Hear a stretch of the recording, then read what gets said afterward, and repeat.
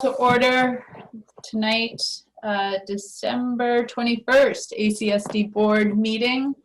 I'd like to start with introductions. My name is Mary Cullinane. Will Hatch, Technology Director. Suzanne. Brooke. Lorraine. Lorraine Morse. Mary. Mary Gill. Chip. Chip Malcolm. Jen. Jen Newseeder. Amy. Amy McGlashan. Jory. Rory Jacobite. Vicky. Vicki Wells, Director of Student Services. Brittany. Brittany Gilman, Business Manager. Victoria.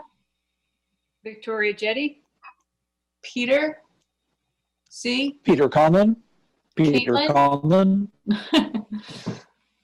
Caitlin Steele, Director of Teaching and Learning. Davina. Davina Desmarais. Betty.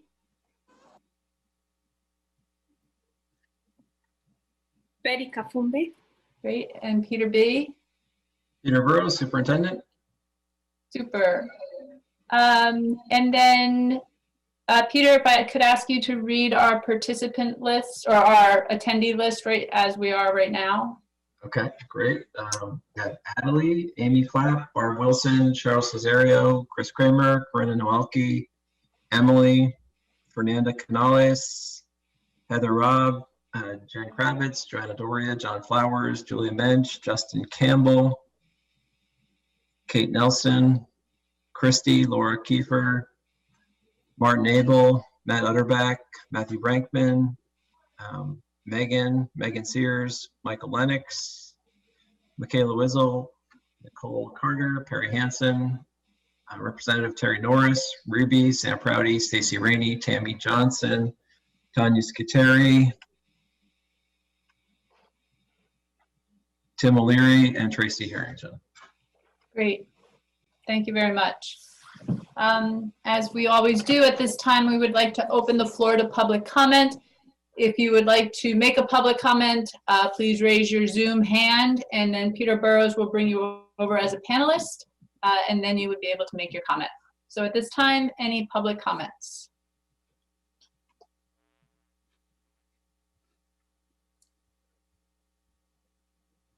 That's Barb Wilson.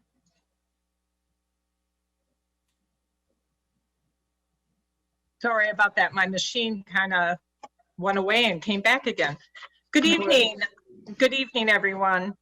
I just wanted to share some thoughts I had. On Friday, I listened in on both the Finance and the Facilities Committee meetings. And as a result of that, I have some comments tonight that are really directed towards what I observed. First, I'd like to start with the Facilities Committee meeting, where most of the discussion was around developing a timeline that the primary focus of which was to make sure that the plan was approved before any new board members might arrive. Unfortunately, I did not hear anything about the facilities plan implementation phases that Mary has mentioned on several occasions. In the past, whenever I've been involved in developing a plan of this magnitude, it was critical that the plan included the implementation phases. And again, due to the major impact that the facilities master plan will have on each of the towns and the students in the district, I strongly recommend that each phase includes criteria for what means to be successful. At the conclusion of each phase, an evaluation should take place to ensure that in fact each phase is successful. This facilities master plan is more than a plan for buildings. It is also built on the premise of implementing significant changes to the education model currently in use. The district has also been led to believe that there will be substantial savings because of the changes proposed. It is therefore critical that each phase is evaluated to ensure that it is accomplished because that it accomplishes what was intended. And the first phase should be in my mind, the staffing and educational changes proposed for Mary Hogan. This would enable the Mary Hogan staff and existing students and parents to become accustomed to the shift from the current number of classroom paraeducators to learning specialists who are not in the classroom on a day-to-day basis, before integrating additional students from the district's rural community. It will be a major transition for children attending Mary Hogan who have come from a small rural school. So by implementing the proposed educational staff changes before they arrive, it would allow for any needed modifications to be made and would avoid unneeded stress on the part of the students and the teachers. This brings me to the Finance Committee. By implementing the staffing changes proposed for Mary Hogan first, this could be done in support of next year's budget and would therefore help to reduce the budget and possibly avoid hitting the excess spending threshold. I strongly recommend that the board take the time to include the implementation phases along with a plan for evaluating their success. And I also believe the first phase to be implemented should be the proposed staffing changes at Mary Hogan. Thank you for listening. Thank you.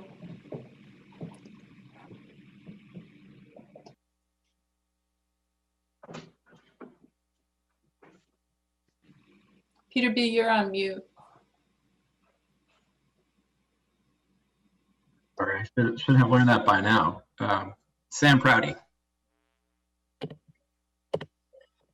All right, I'll even put myself on camera. Good evening, everybody, and thanks for listening. I'm Sam Prouty. I live in Weybridge, and I'm going to read this just because I put my thoughts down. I would like to specifically address my comments to the board members who aren't necessarily on the facilities committee, but will be voting on their proposal in later February. At this point in time, the facilities committee has tasked the transportation consultant to complete his evaluation of a 4-school model that includes Mary Hogan, Salisbury, Shoreham, and Cornwall. This is the final piece of work that was not part of his initial study and will focus on transportation ramifications and socioeconomic balance across those schools. This is sort of an outgrowth of his initial presentation to the board in November, where it was acknowledged that 58 students were actually missing from the data he was using in his models. And I'd like to point out that after a long process of many months spent researching and considering a 3-school model, this final bit of consulting is it is, in my opinion, rushed into a matter of weeks now that we're considering one new option, the 4-school model with Mary Hogan, Salisbury, Shoreham, and Cornwall. As we await that presentation on January 4th, we still don't know what ride times and equity will look like in that new 4-school model. We don't know how much surplus capacity might exist at those 4 schools, and we're using enrollment data that may or may not be accurate. Since only one school model is being evaluated, we also don't know how it would compare to alternative models. And we don't know what the projected savings might look like using a real model versus the hypothetical one that we heard Brittany present in August. Despite all of these unknowns, you, members of the board, are going to be presented with a timeline that asks you to vote on elementary school models that you would need to move forward with, and that vote would be on February 8th, just 35 days after seeing what this single model might look like. Certainly, you've all read the Attendee, which seemed recently to focus almost entirely on school issues, and most of the opinions shared therein are strongly in favor of slowing down this process, given the COVID backdrop that we're facing, and given the recent course changes in the model for which schools might remain open, and the strong public opinion that we all feel in our towns that schools are the foundations of our community. So I need to ask, why the rush? There are 4 board seats open for election on March 2nd. And under Article 14, there is a clear timeline of public hearings that have to take place before a vote can be held to close a school. Based on that timeline, the last possible date for you to select a preferred model is February 9th, and you have your scheduled vote for February 8th. And you're going to be asked to make a decision on that date, because if it doesn't happen by then, new board members will be selected that may or may not be on board with the proposed plans. And those are the board members who will actually be tasked with carrying out these plans. At a porch conversation at my house, when a question about this timeline came up, a member of the board acknowledged that the timeline sounded and felt a little bit like the then topical Supreme Court nomination that put Amy Coney Barrett on the bench. That kind of rush is not what we should be doing in ACSD to make our decisions. We've heard a lot that this program started over 3 years ago, and here we are in the final 50 days before the final deadline for your vote, and we still don't know the right number of schools, the right mix of schools, where students are going to be sent if their schools are closed, and how much money this might actually save the district. If we've taken 1,000 days to get to this point, do we really think that the next 50 days will allow us to answer all of those questions and allow you all to make an informed decision that might shut down some of our schools? So I encourage you to hear the thoughts and concerns of the people who elected you to this board as presented in these meetings and the newspaper and elsewhere. And with all of that in mind, please realize that the changes to the model that you've made recently and the many unanswered questions we still have lead us to conclude that it will be very difficult to make a sound final decision on the timeline that has been presented. Thank you for listening, and that concludes my comment. Thank you.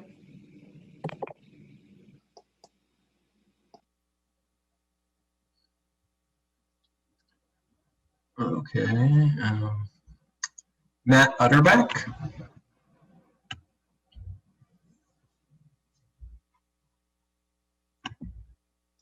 Thank you. Can you hear me now? It reset, I think, when you promoted me.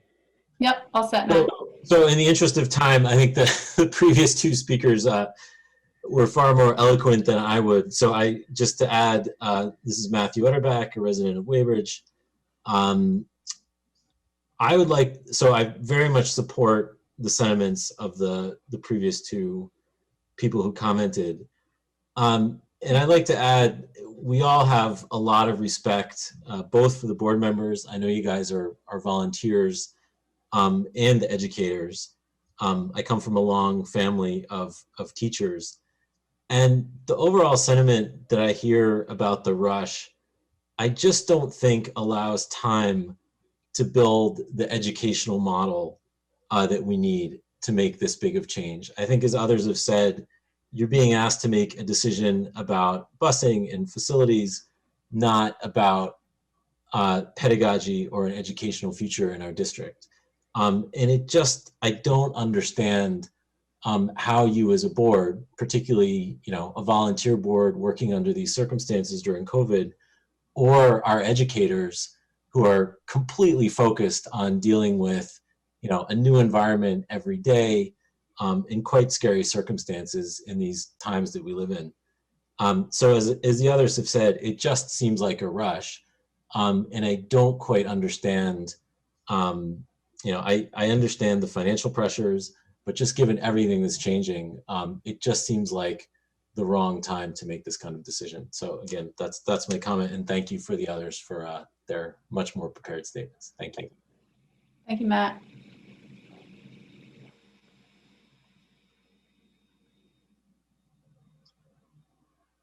Okay, looks like that's it.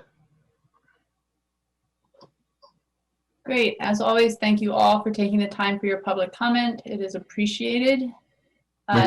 We actually have one more who just raised her hand. Okay. Elizabeth Toder.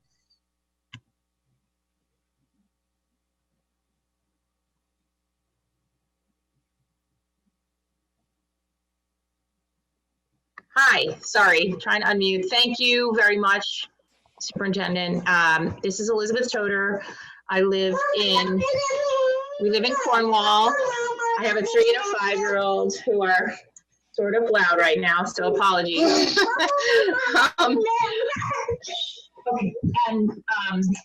I do appreciate the comments of the other people made before. So I've been following this, and one of the things that has really struck me is that in addition to the missing 58 students from the transportation study in general, many of the transportation, many of the studies that have been done have been with 2019 demographic information, which honestly, maybe it's hard to have exact numbers now post-pandemic, but I really feel everything has changed. And we keep hearing about all these new neighbors.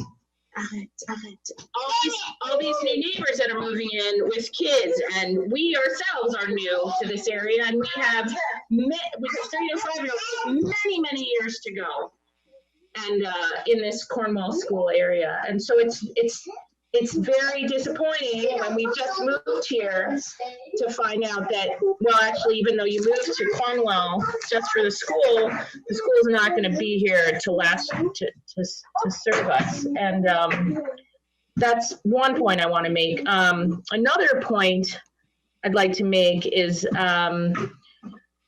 from looking at facility reports and the consultant from Truex Cullen and talking about deferred maintenance costs, this is sometimes compared to the cost of building a new school from a bonding perspective.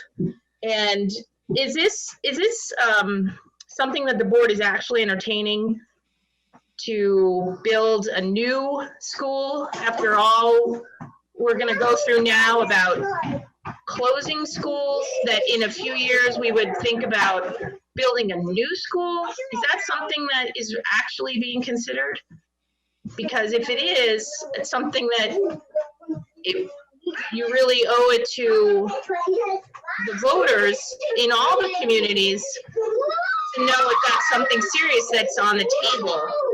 Because I'm pretty sure that at least in Cornwall and the other schools I've been talking to, that, I mean, understanding the reasoning behind that and would be very important information to have. I agree with what Matt Utterback just said about the rush and the time frame. We went from a 3-school potential model to then with the transportation committee thinking, the transportation study, saying now we want to have maybe 4 schools, including Cornwall. And then I know that Chris Kramer from Cornwall sent a note to you. As a 4th school, it should be Bridport. It just seems like it's a little rushed, and no one has enough time to actually put towards serious consideration, which I'm sure everyone actually feels that is merited. If the board, main concern, I thought at first it was budget, but maybe equity is up there also. It seems from my perspective, the board has done a lot of work with looking at transportation and facilities, but if the equity is going to be tackled, that's got to be along with education. It's not just throwing less economically disadvantaged students in with better off economic students. I mean, it's a whole lot more than that, and it really doesn't look like there's been any thought other than lip service paid to that right now. Equity is important, but it's got to be studied, and I don't think that this timeline right now is going to really allow for that study. So I apologize for the background noise, and I appreciate your time. Thank you. Thank you. Thank you.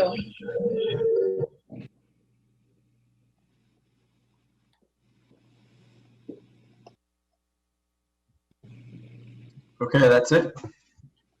Great. Thank you all again. I appreciate it. Next up on the agenda is a motion to approve the minutes of December 14th. Amy McGlashan motions first. Can I get a second? Second. Victoria? Any discussion on the minutes?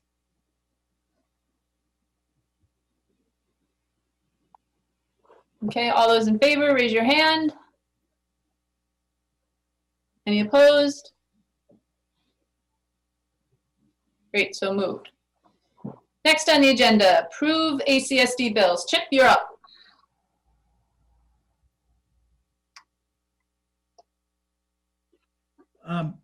There was one set of bills read today by myself and presumably Victoria.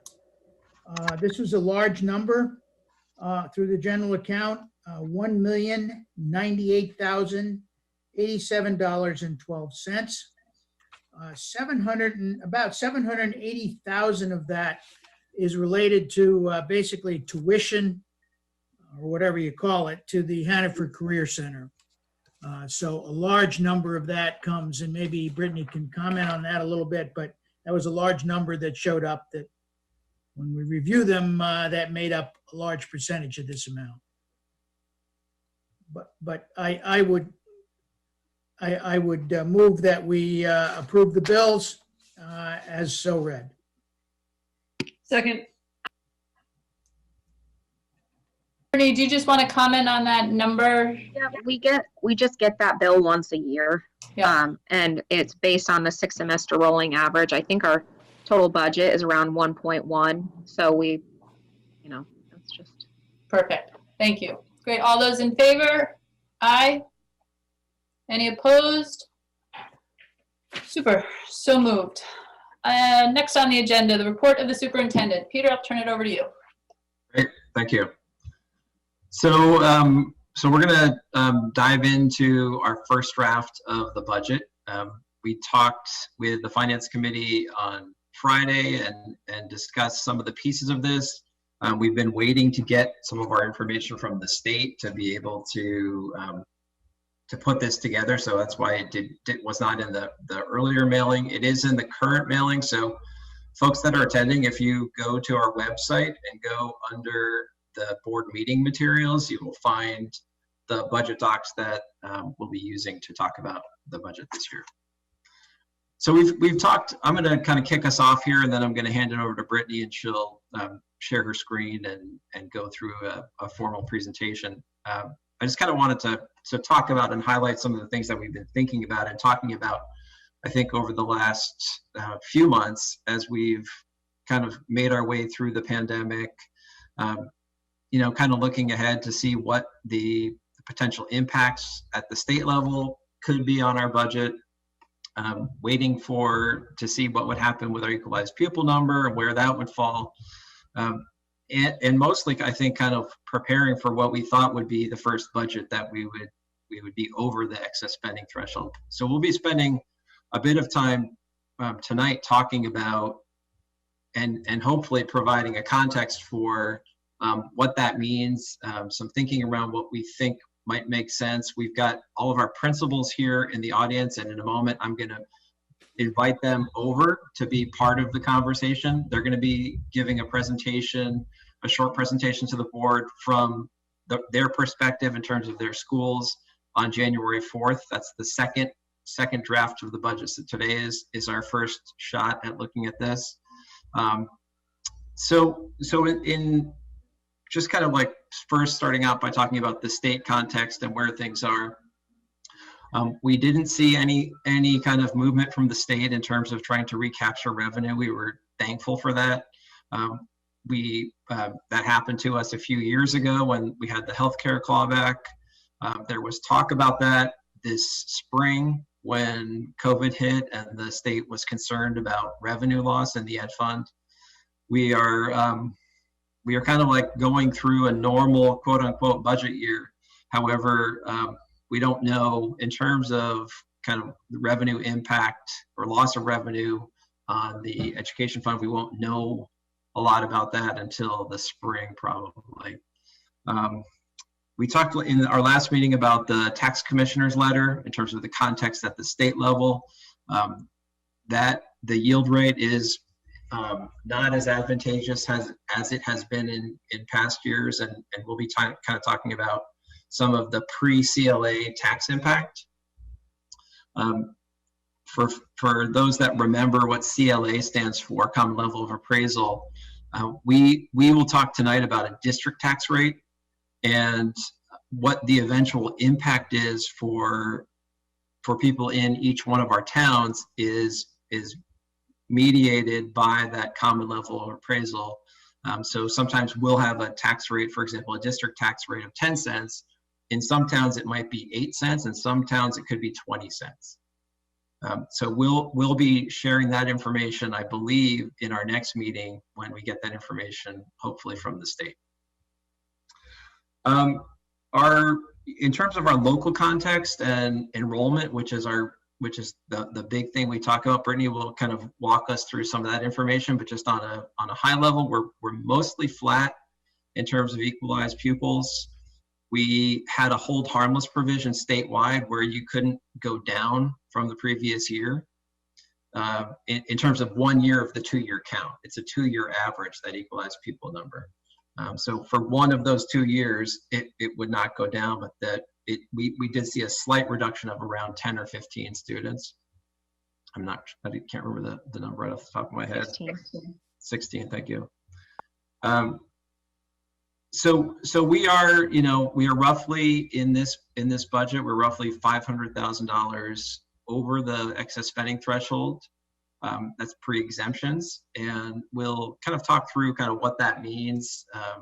We also will talk about the fund balance and we talked about that a little bit previously and talked about that in the finance committee meeting to determine how that might be spent, and just kind of thinking about and looking ahead to the years ahead in terms of what we need to be thinking about and planning for as we kind of set the stage, I think, in this budget for how we're going to be tackling the increases that are coming in future years, and the fact that the excess spending threshold, which we have been referencing a lot and which is a pretty important metric in ed spending, is not raising at the same level as our budgets. And this year, one of the most significant impacts was that our excess spending threshold is mostly level. We've seen that increase 2 to 2.5% since its inception, roughly. This year, I believe it's 0.18% increase. So that is having an impact for us, for other districts too. You maybe have seen things in both local papers and more broadly about districts that are working to respond to that and tackle that. So that's kind of the state context, kind of some of the local big number context. I'm going to now, as Brittany shares her screen, I'm going to also go through and bring our administrators over there. So as we're talking about some of the big things in this budget, I think the biggest one is our 6th grade move and the implications of the 6th grade move. They'll be here to answer any questions. Again, we'll get into more specificity in draft 2. So we're expecting tonight's conversation is kind of more the bigger picture of the budget, and we'll provide more of that granular level on January 4th. Barry? Chip has a question. This is just a comment. Having sat in the finance meeting and having sat in lots of meetings about budgets over the last 35 years, although interrupted by 15 years when I wasn't on the board, this is a time which is really quite frightening. Peter is sort of laying it out there, but we've been told time and again, and they've been absolutely right, that an increase of 2 or 3% a year in the excess spending schedule, along with increases in expenses of 3.5%, eventually the lines cross and you just can't get away from it. And so we're at the cliff right now. And this whole discussion as we go forward, we're have to use our cumulative knowledge, all of the board members, to decide how best to go, because using the fund balance or not to reduce, to take off to be under the spending threshold or whatever is a trap to some degree. And, there's no way out of this that's particularly comfortable. It doesn't matter whether we use it or not use it. We just have to be extremely careful as we go forward. It's not just this particular budget. We're making a tremendous effort at this point to try to be forward-thinking relative to the facilities master plan and those kinds of things. And these issues are not small. these are horrendous, honestly. In the state itself, whatever, Peter, you're saying that, but yet down the road, I don't know how you take out the entire tourist and hospitality industry in Vermont and think it's not going to be dire at some point. I just don't. So maybe Peter Conlon will speak later on that, but I think it's still, this is a frightening time, both for the country and for us in the way we try to decide how we manage this budget. The administration has been right on in predicting this, not that we could have necessarily done anything about it, but we're here now, and somehow we have to collectively figure out what's going to be the best course. Thanks, Chip. Any other, Victoria? There's no real segue here, except that as Peter was populating my screen with all of the administrators, I had this overwhelming urge to like start a standing ovation or something. I think this is the first time I've seen all of you in one place, so to speak, and I just had this like overwhelm of, oh my gosh, here they all are in person, and I just wanted to extend my gratitude to, I know what must seem like impossible work at sometimes, and I'm sure the rest of the board feels the same way, and if you could see me, I'd be standing up and cheering and clapping for you all, so thank you. That's a big Zoom clap. I hope you all hear it. Mary, can we do just a quick introduction for principals? Absolutely. Do you want to call on them or do you want me to? Why don't you call them, Peter? Okay. Justin? Hi, I'm Justin Campbell, Middlebury Union High School principal. Jen? I'm Jen Kravitz. I'm the principal at Mary Hogan. Heather? Hi, I'm Heather Robb. I'm the principal at Cornwall. Laura? Hi, everyone. I'm Laura Kiefer. I'm the assistant principal at MUMS. Michael? Hi, Mike Lennox, principal at Shoreham Elementary School. Michaela? Hi, I'm Michaela Wizzle. I'm the assistant principal at Mary Hogan. Matthew? Hi, I'm Matthew Brinkman. I'm the principal at Bridport. Tracy? Hi, I'm Tracy Harrington. I'm the principal at Ripton. Nicole? Hi, I'm Nicole Carter. I'm the principal at Weybridge Elementary School. Fernanda? Hi, I'm Fernanda Canales. I'm principal at Salisbury Community School. Kathy? Kathy Demon, high school assistant principal.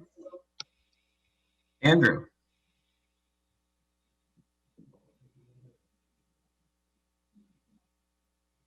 And I see a Ruby here who's asking you to come in. This may be an administrator.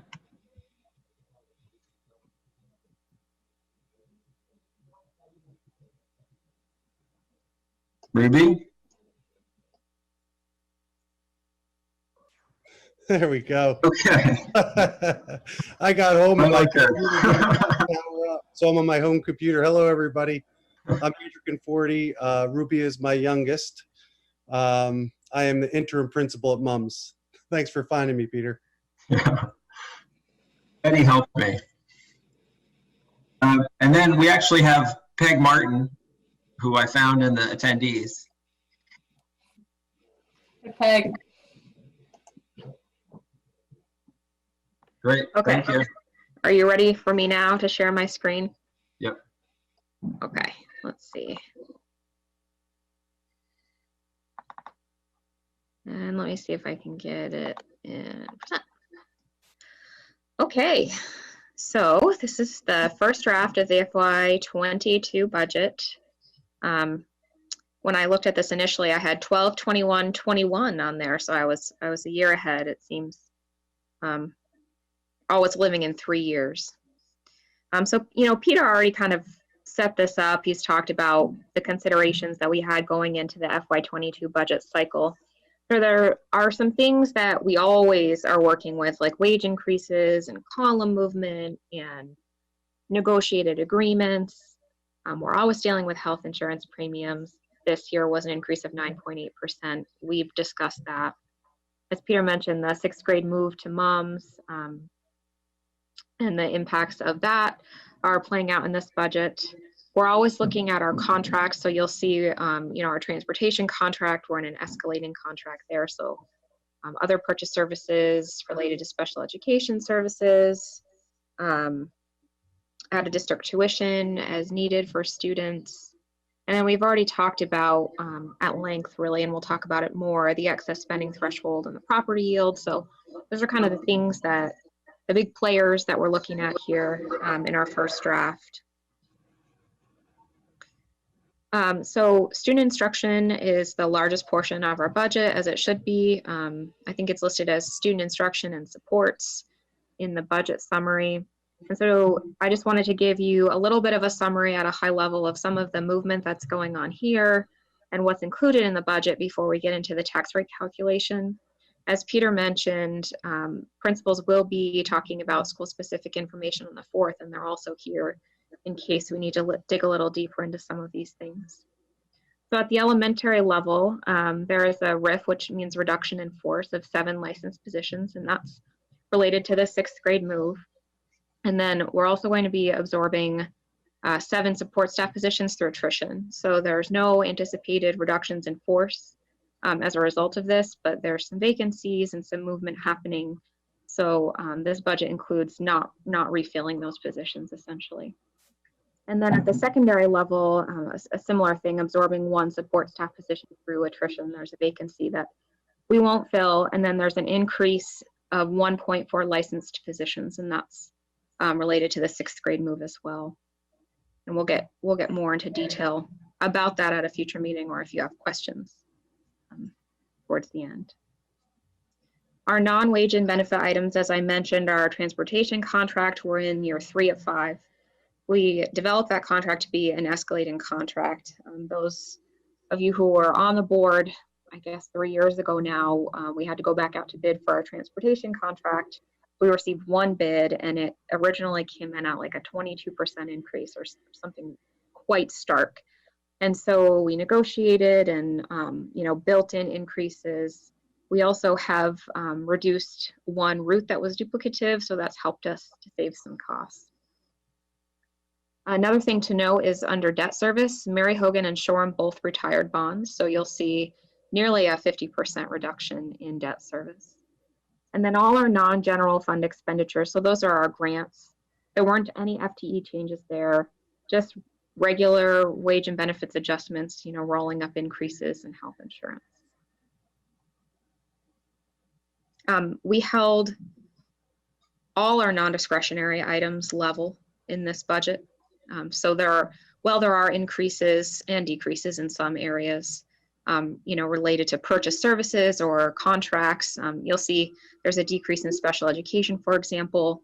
That's related to student need, really. So each year there's a different caseload, and some students require a lot of additional services. So, you know, everything that we didn't know needed to change, either because we needed something more or we needed something less, was held level for purposes of this. I wanted to talk a little bit about the tax rate components and try to ground us in what goes into the tax rate. And so this is a table that shows the different components and then the effect that that component has on the tax rate if it increases. So we have our expenditure budget, which is our total district expenditures, and obviously as that goes up, our tax rate goes up. We have our local revenues, which are things like grants, tuition income, you know, other miscellaneous income, rental revenue is one. As that goes up,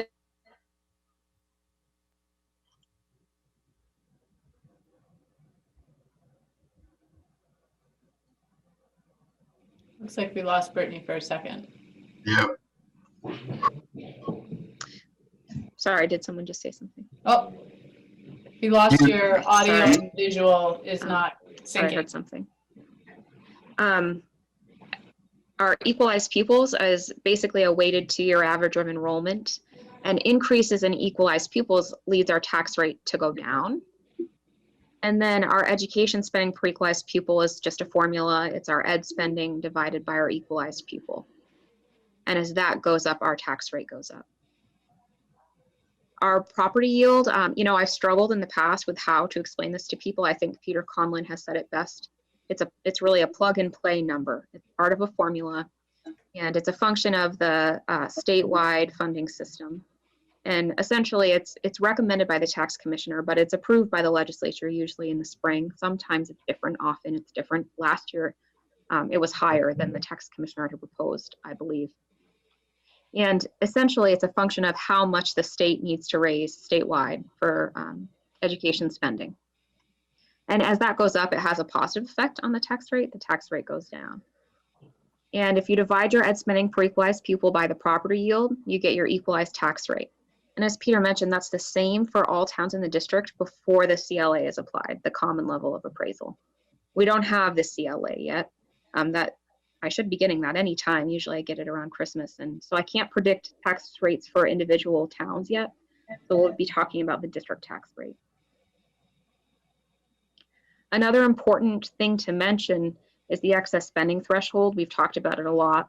And it sets an amount per equalized pupil that if exceeded incurs an additional tax for the amount over the threshold. We often refer to it as a double tax. There are some costs that are considered exempt. So most debt. There are certain special education costs and teachers' retirement costs. And it typically increases, 2 to 2.5% per year. I think it's been around since FY15 or FY16 as a mechanism for cost control. Before that, there was a different mechanism. But this year, we only saw a 0.18% increase. So it's essentially level for all intents and purposes. And here's our preliminary tax rate calculation. So you can see that our total expenditures are only up by about 0.5%. Our local revenues are down a little bit. Part of that is related to special education. So almost all special education costs are reimbursable to some degree. So they're typically reimbursable around 50%, but some are closer to 90% or even 100%, depending on the type of student and the type of service. So as we see decreases in special education expenditures, we'll see a corresponding decrease in revenue. So it's not a one-to-one. And our education spending is up about 1%. So that's our expenditures less our local revenues. Our equalized pupils are down just under 1%. This is not a final number. This is a preliminary number. I do expect this to change a little bit, but as Peter mentioned, we did have a hold harmless for our ADM for one year of the ADM, which is average daily membership, and that's probably the main component in equalized pupils. So, because of that, I don't expect to see a really substantive change, although, it would be unsurprising to me to see a change of 5 or 6 students in either direction. So if you divide our education spending by our equalized pupils, you get our ed spending per equalized pupil, and that's up 1.95%. So this is over the threshold. It's over the threshold even with exemptions, and we'll talk about that a little bit more. And then you come to the property yield, which again is just a recommendation at this time, but we won't have better information before the budget process is complete. And this decrease is 2.14%. So this is where it starts to hit kind of hard. In a normal year, an ed spending per equalized pupil increase of under 2% would be considered probably good. So there's 2 things that make it difficult. One is that we're over the threshold. So even small increases over the threshold can be pretty substantive in terms of the tax rate. And 2 is that the property yield is down. So all other things equal, with the property yield going down, we still would have seen an increase in the tax rate. So if you divide our ed spending per equalized pupil by the property yield, you get our equalized tax rate. And that's an increase of 9 cents approximately. And then we have our incentive rate. So that's an added component of the tax rate that not every district has. So this is an incentive that we received for voluntary unification, becoming ACSD when we were ACSU. And we're in FY22, we'll be in our last year. So it started at 10 cents and it will decrease 2 cents until it's gone. So you subtract that from our equalized rate and you get our revised equalized tax rate. And as you can see, that's proposed at about $1.79. So it's between 11 and 12 cents, like 11.5 cent increase, which is a little bit more than the, what was sort of predicted statewide. with the articles that you saw, like in Vermont Digger, related to the property yield. So that's a lot to look at. I also did put a copy of this table in board pack, so you can look at it. And I will post a copy of this presentation after the board meeting. We'll add that so that you can go back to it, so the community can go back to it. So I think I'll pause there before I go on and see if there are questions so far. I'm going to stop sharing just for a second so I can see everybody. Thanks, Brittany. Questions for Brittany? Victoria.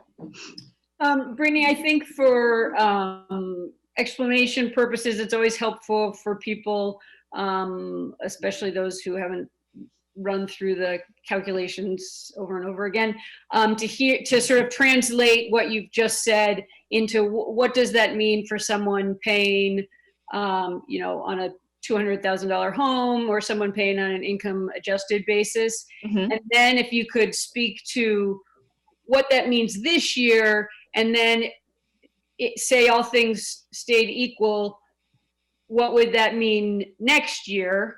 Or if we had the same sort of increase next year, what kind of increase would we be looking at? That is, well, part of that at least is on my next slide. There's sort of a little case study about what does this mean for somebody.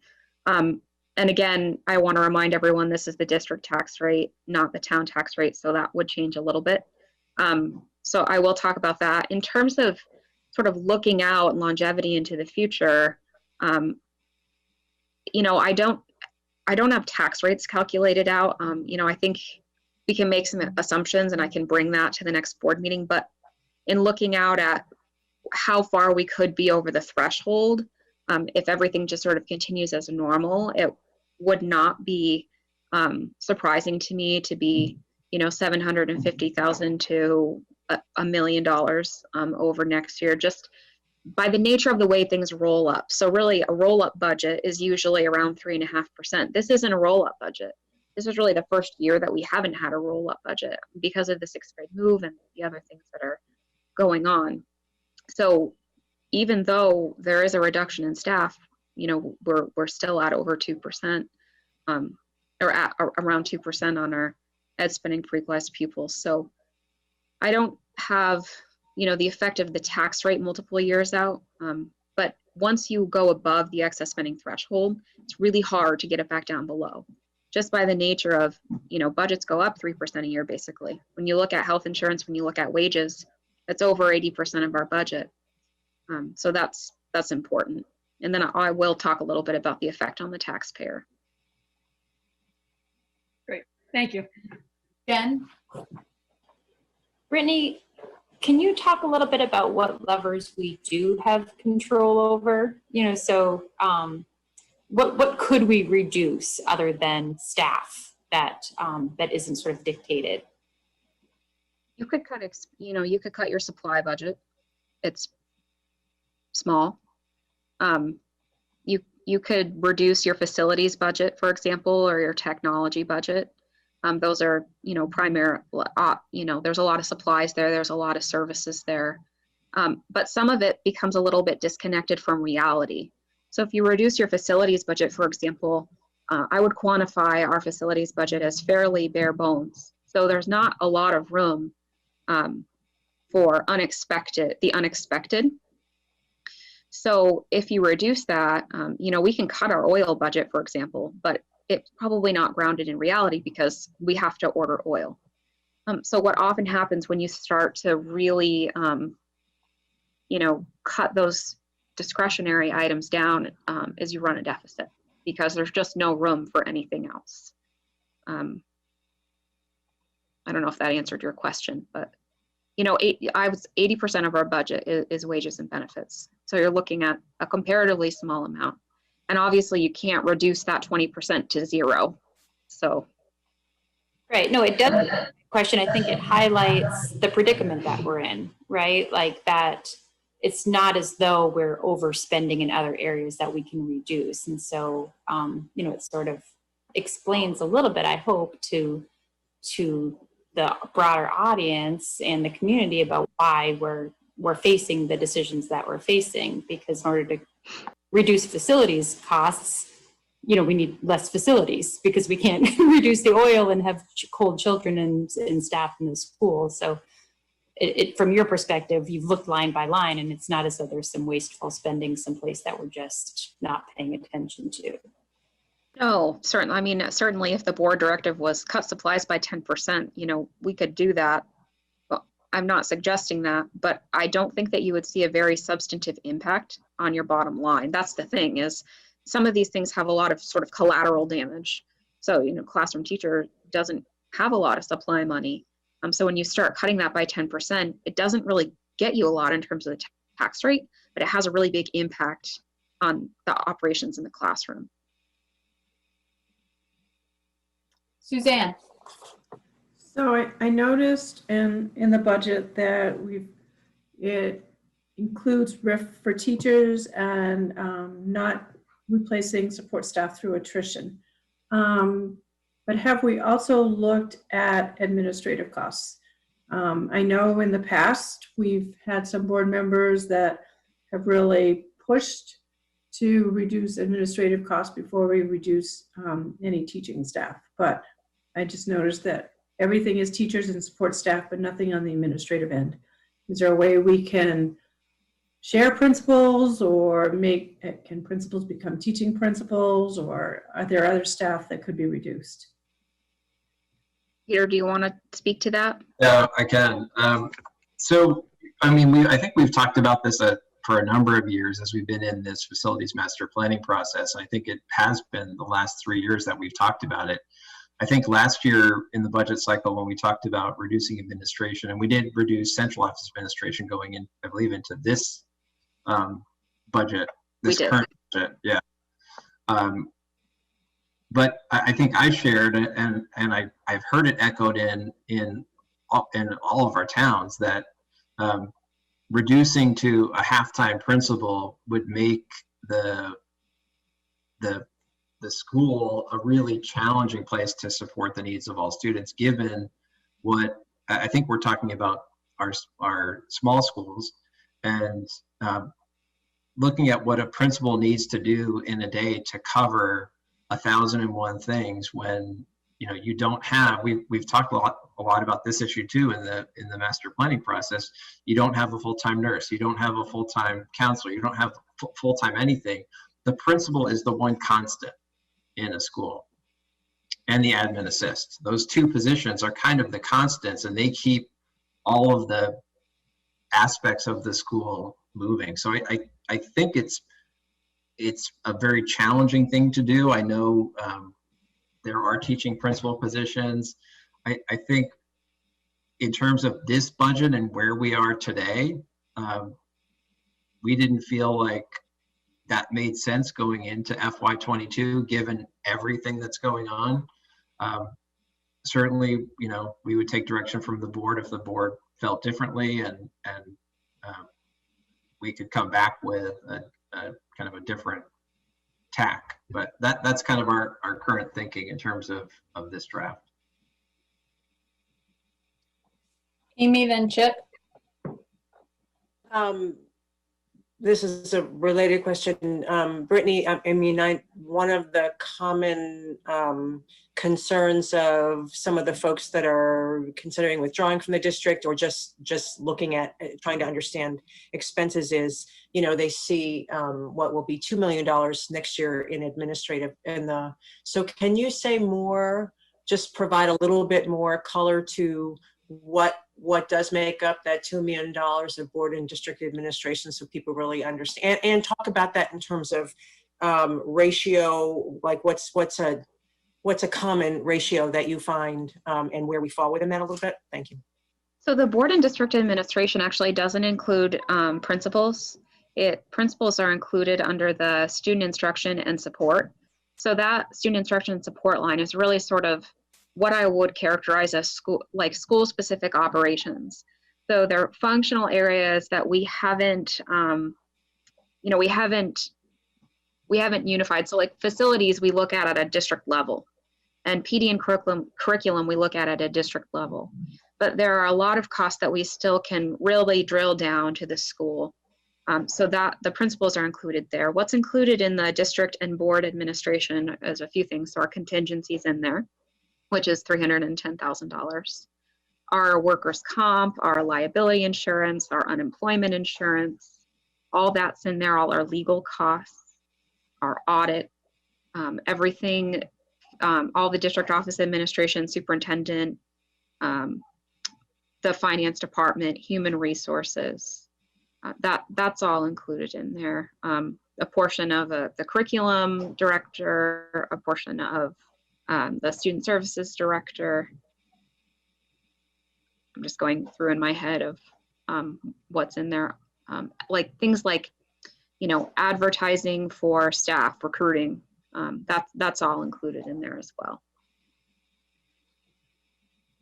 And just to follow up on that in terms of the question, Amy, previously there was a central office, you know, charge to each district based on the number of students in the district. So that's true of any, you know, any district that has, you know, that requires those kinds of services, and all that I know of are either connected to an SU or our district.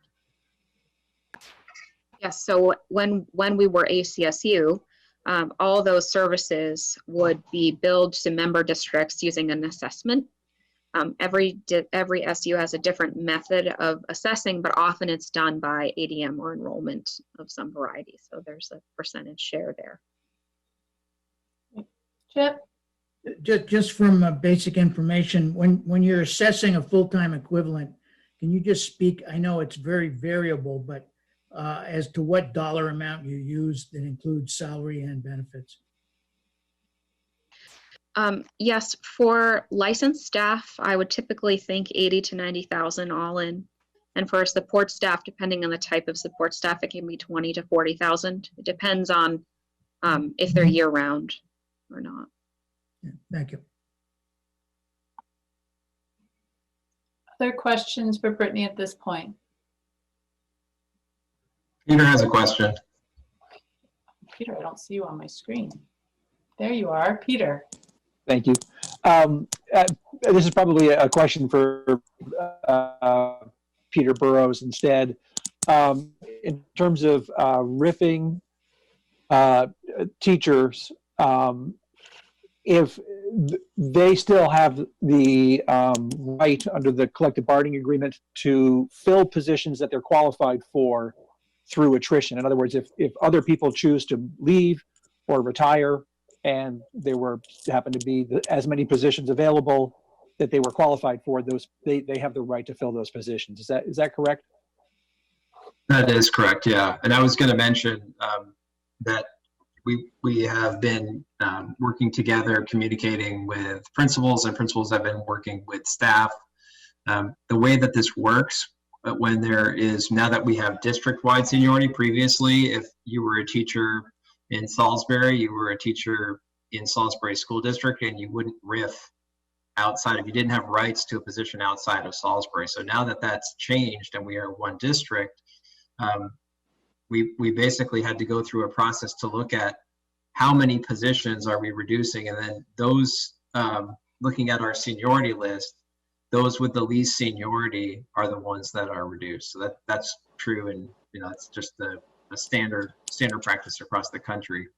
And so we had conversations with those employees to let them know exactly what you're saying, that there's still a lot of unknowns going into next year. We don't know if we'll have retirements, other open positions.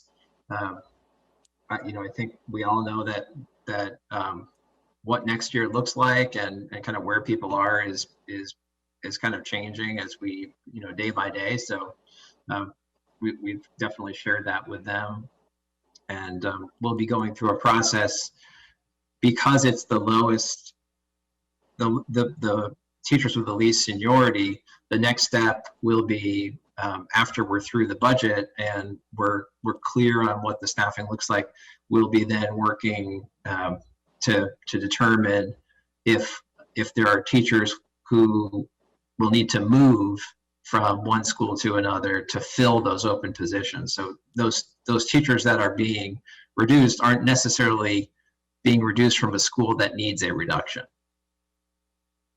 if that makes sense. It does. And then a question for Brittany. Within the budget, were you able to make an estimate due to the statewide collective bargaining agreement on healthcare for public school employees and the ability of employees to, especially support staff, to choose higher levels of coverage? Did you build anything in to reflect that? Yeah, so we did build in, we had open enrollment, and that starts January 1st. So we know which staff are going to take, at least for the first, from July to December of the new budget year, we know what plans people will select, but there's still a second half of the year that's uncertain. So, there's a little bit built in there, but I'm sort of relying on historical data and what we know about people's family situations to try and avoid like having a lot of just extra contingency, because we have a contingency, right, already. So great. Thank you very much. Other questions for Brittany before she moves on? Okay. All right, so I will share my screen again, and we will sort of finish up here with some final considerations. Okay, so we just did the tax rate calculation. So here's a case study. So this is an increase of approximately 11 cents. So for a taxpayer, it's 11 cents and change. So for a taxpayer paying based on our property value of a $300,000 home, it would be a $357 increase. An example of a couple paying based on income with an $80,000 income, it would be approximately a $264 increase. I always like to give the caveat that every tax situation is different. This isn't meant to be indicative of what an individual's tax situation might be. Many people pay based on income. There's also some that pay sort of based on a combination of property value and income, which gets fairly complex. And this will change once we get the CLA. As Peter mentioned, the district tax rate could be 11 cents. If the CLA comes in at higher than 100, then it reduces that. If the CLA is lower than 100, then it increases that. So you can have a wide variant there. I wanted to talk a little bit about our fund balance. So our FY20 fund balance is unaudited right now. Our auditors are here as we speak, although I'm sure they've left the office by now. But I anticipate that our fund balance from FY20 will be just shy of 1.2 million. Some of this, about nearly 300,000, is related to reimbursements from CRF funds, the coronavirus relief funds. So we were able to get some reimbursement for costs that we incurred in FY20. This is, fairly in line with what we've been seeing over the past few years, with the exception of 2 years ago. I think we had a very low fund balance. It was around $120,000, which is uncomfortably low going into the next year. In our Ed Reserve Fund, we have about $851,000, and we still have $200,000 in our HRA reserve. I've said before that I recommend that the board combine those funds, since you could use the Ed Reserve Fund for excess HRA costs. And I think that we have enough data now to predict HRA usage with more accuracy. So you could combine those two things. And if you add, and our capital reserve fund is zero. The board last year approved projects from the capital reserve fund, so we have no funds there at this time. So our total reserve plus our unaudited fund balance is about 2.2 million. So I wanted to, we talked with the finance committee about, and we introduced at the last meeting, the possibility of using fund balance for the first time as ACSD. So that's something that the board will have to consider. There's many things to consider when we're thinking about that. One is the creation of the cliff, right? Because essentially we put this fund balance, if we were to use it to get below the excess spending threshold or reduce the tax burden, we would sort of be inputting this as a fake revenue, I guess. And so you have to come up with that the following year or reduce expenses. At the last meeting, Peter Conlon had mentioned that it would probably be helpful to have sort of a menu of one-time costs to see, you know, if you could use some revenue to offset that. And after looking at the budget, I think my answer is that there really aren't very many to speak of. So, you know, it would just be a reduction. We would have to reduce expenses somehow.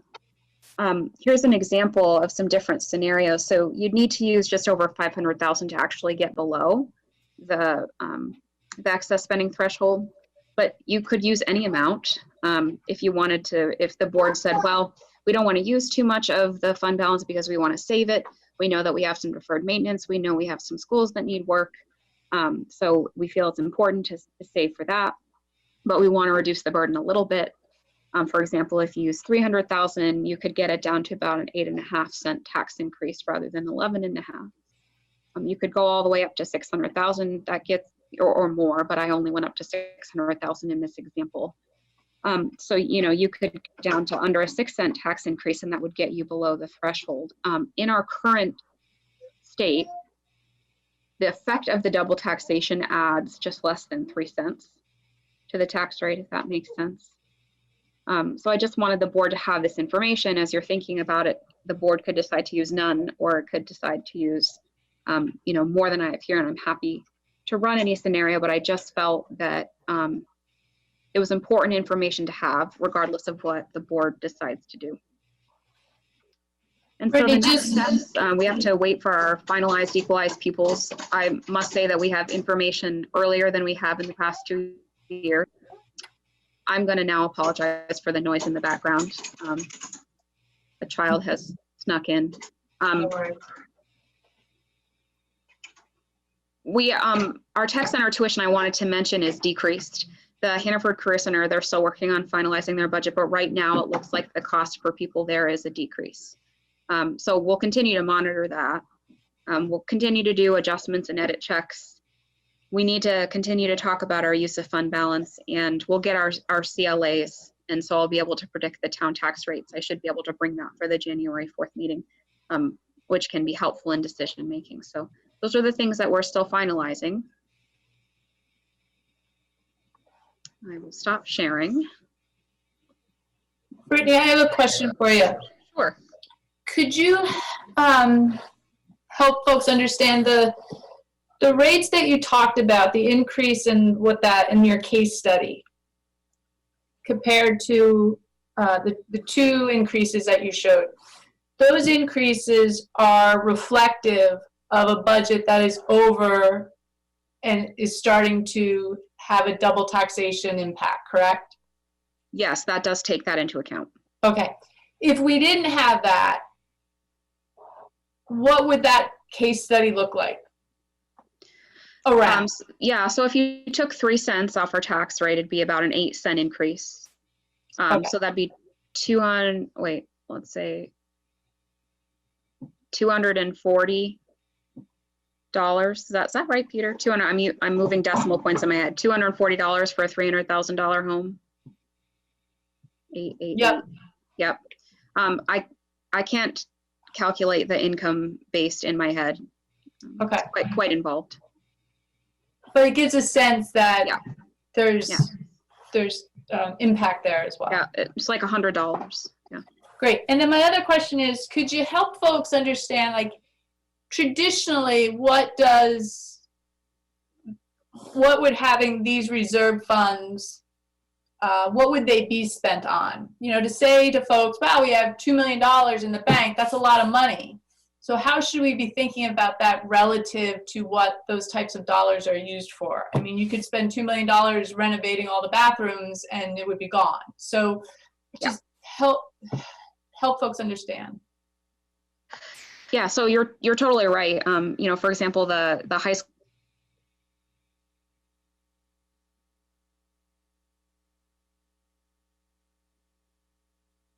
established these reserve funds specifically because they run a really tight budget and they might run a deficit.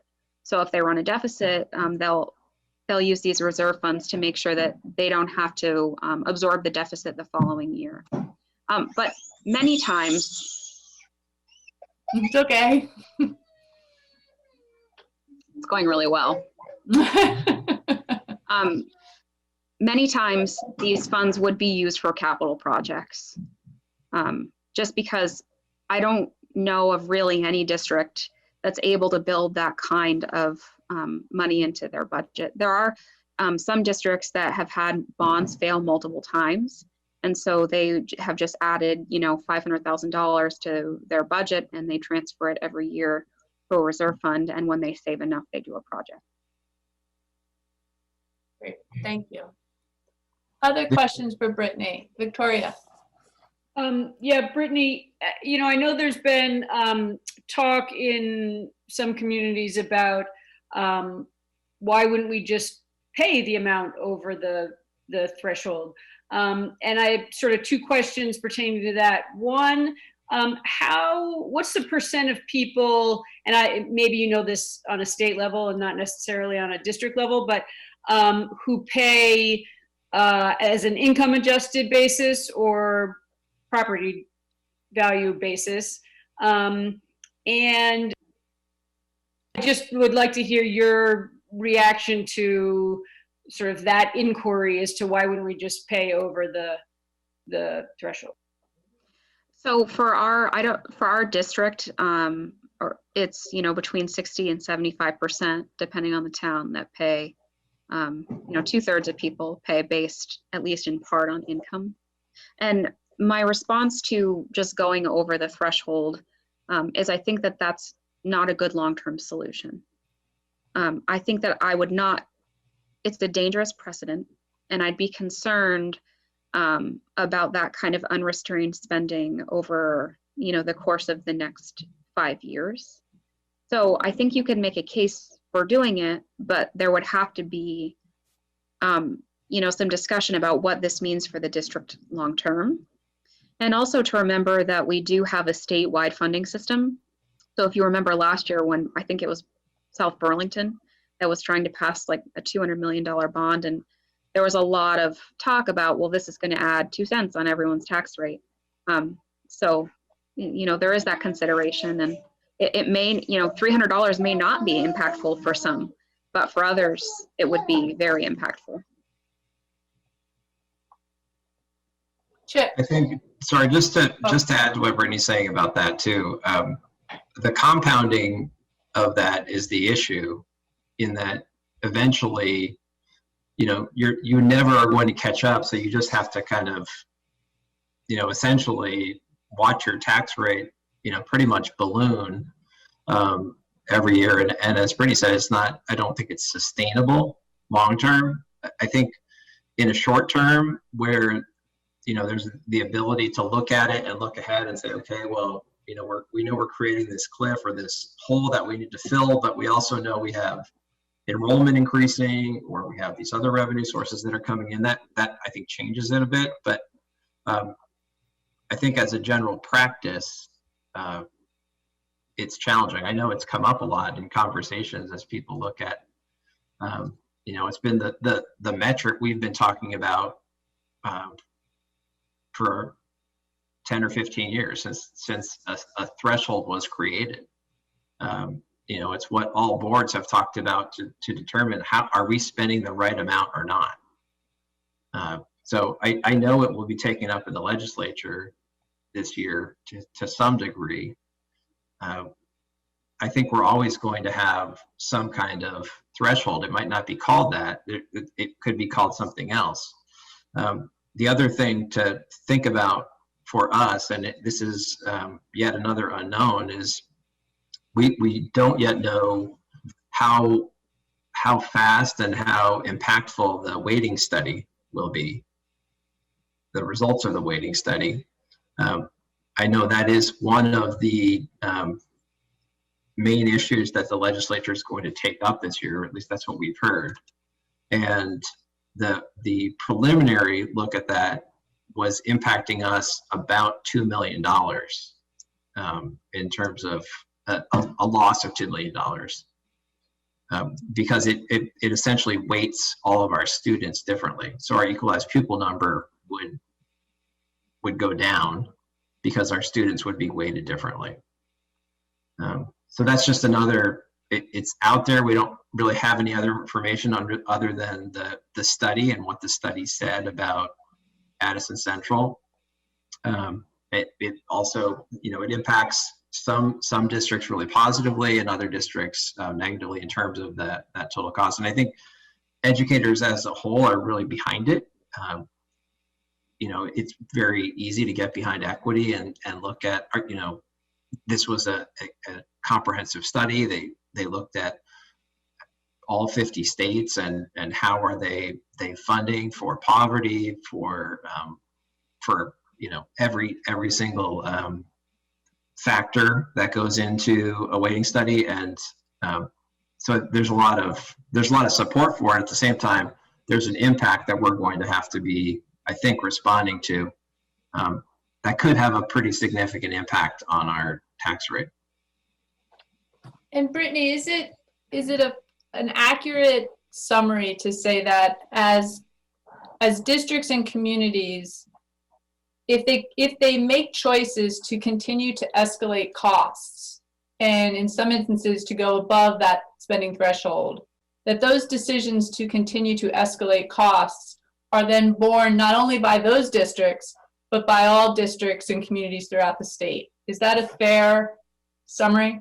Yes, it is. Okay. Chip.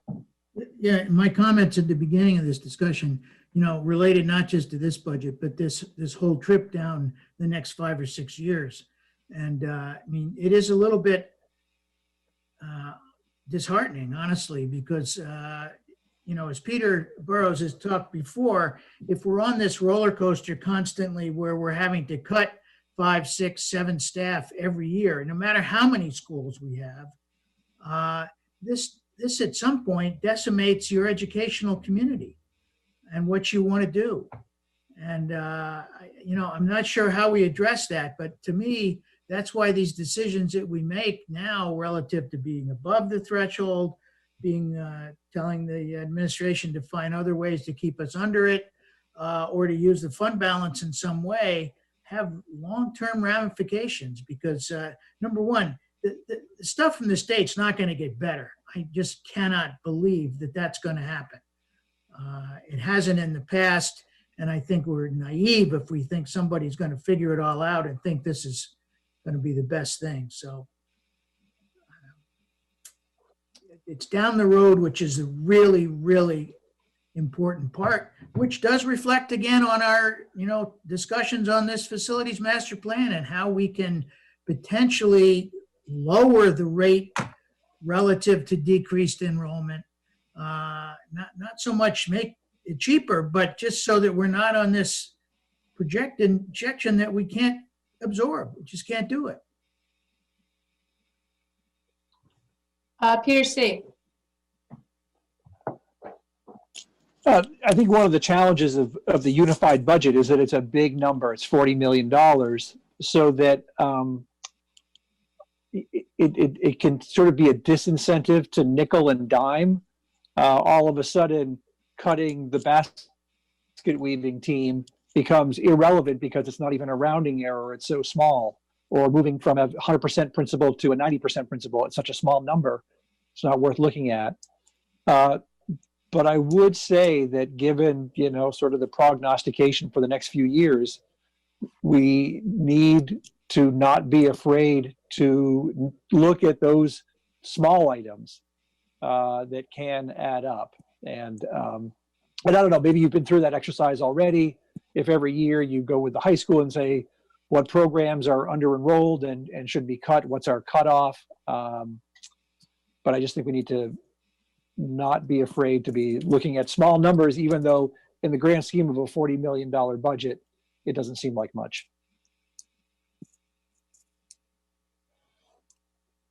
Other questions or comments for Brittany or Peter on this? Lorraine? Yeah, Brittany, I'm wondering if you could clarify a couple of things for me. Did I hear you say earlier that in the budget after this, we could be 750,000 to $1 million over? Was that something you said? Yes. Okay, so if we were, first of all, I'll just say I'm not normally a fan of using fund balances to bring budgets down, but if we were to do that and use $500,000, would that be added to the possible 750,000 to $1 million that we're possibly could be over? Yes, if you are not able to reduce expenses in that amount or otherwise raise that revenue, yes. Which would be a very good possibility.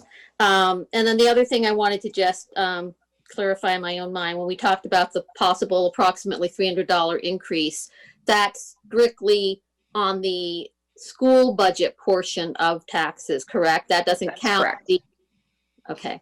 Yes. Yes. You know, there are two things that you can do to reduce your tax rate. One is find more revenue, which there's really no more revenue to be had here except in the form of fund balance, or reduce expenditures. So, you know, that's one thing that we'll take board direction on is what would, you know, would you like us to show you examples of both and like us to reduce expenditures? Is there a target? And what types of expenditures would you like us to look at? I think, right, Peter? Can you think of? Yeah, I mean, I think I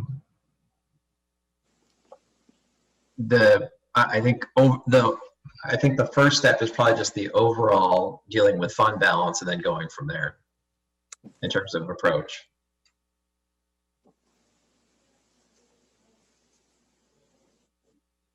Yeah, and I mean, it's, you know, it's how you think about this from a like a macro perspective. So you have a way to address the challenge via box one, which is the fund balance. And then you have a way to address the problem from a combination of fund balance and budget, right?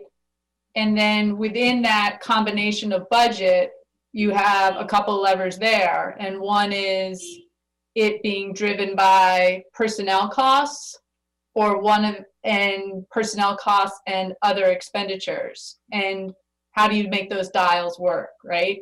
You're going to get to a point though where your non-personnel dials don't get you there. And you're going to then have to turn to something else. So I don't think we're at a place from a board perspective, or at least I don't think I'm at a place from a board perspective that I could say, look right here. I could probably just think about that at the macro level. If that Yeah, makes no, sense. certainly not. You know, but it would be helpful for me if, you know, if the board wanted to see some reduction options, and I can show you different things too. If you wanted to see reduction options, like what would it look like to take 10% off the top on supplies? Like if, you know, just some general direction, like obviously you're not going to know, you know, cut your right. computer budget by 20% or whatever, but just sort of like the types of things. And it would be helpful for us, or at least it would be helpful for me to understand, you know, at this, when we do 10% in this bucket, this has this type of effect on instruction. Right. When we do 10% in this bucket, it has this type of effect on fill in the blank. Yep. Because it's those consequences that I don't, you know, we're not close enough to that number to really have an understanding of. Yeah. Victoria?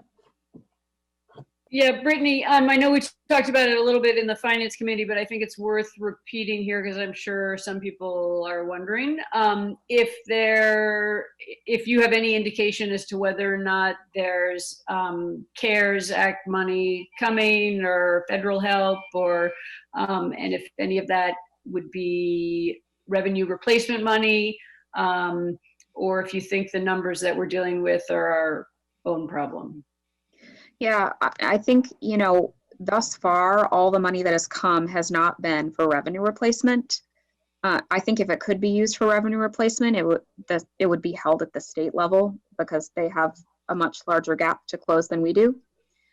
So I think that additional funds are possible, but they're really to deal with they're truly to deal with one-time expenses. So this budget doesn't include, we haven't built in $60,000 for, extra tutoring for students who may have fallen behind during the pandemic. That's what that money would be for. Those CARES funds would be for things like that.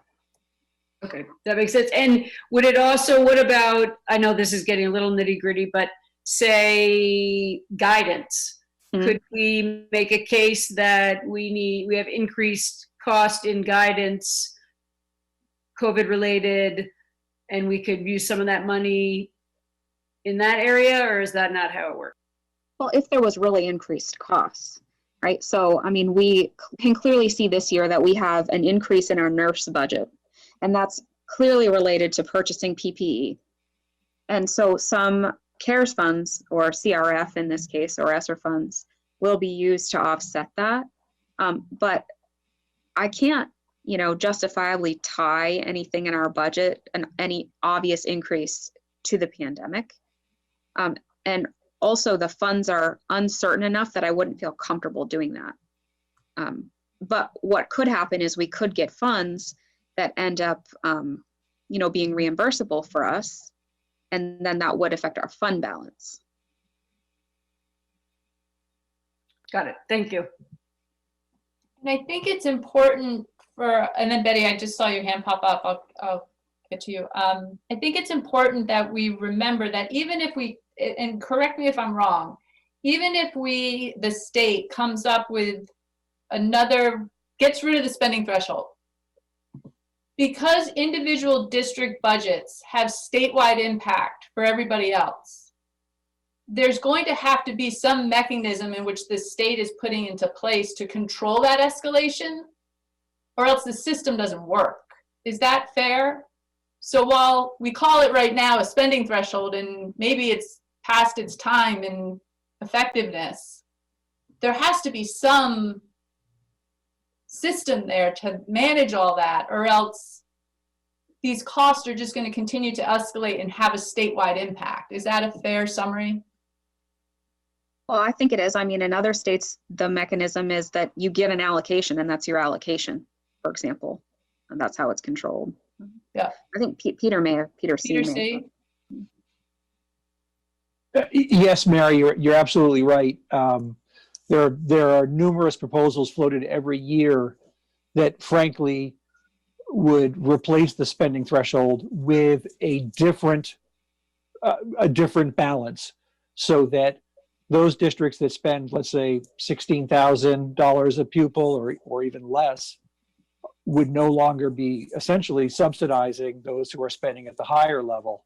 So you can take away the spending threshold, but there are lots of other things sitting in line waiting to take its place to, as you say, not let the system continue to escalate. But of course, it's all state money. This is a state-funded system, so it's all tax money. So certainly, just the escalation in taxes acts as a bit of a throttle. But I think that sort of inequity of low spending versus high spending would be targeted immediately once the spending threshold went away. Okay, Betty. My question was kind of related to all the answers that were just given, but I was just wondering if there's anything that, say, a district school board, possibly collaborating with different statewide school districts, say, would come up with like a petition. Would something of that nature, if taken to the high level, would there be anything we could do as school board members at the state level to impact any of these issues that we're talking about? Peter C. Sure. The Vermont School Boards Association, the Vermont Superintendents Association, the Vermont NEA, all have strong advocacy wings that are at the State House and lobby on behalf of all of those issues that the school districts face. What the state can't do and what any of these organizations can do is create money to fund a system that every year gets more expensive. You can fund it a different way, but it doesn't change the cost. So there's no easy answer. There's no great solution. We actually, even though it seems like it's a big property tax, we actually have a relatively progressive and diverse funding system.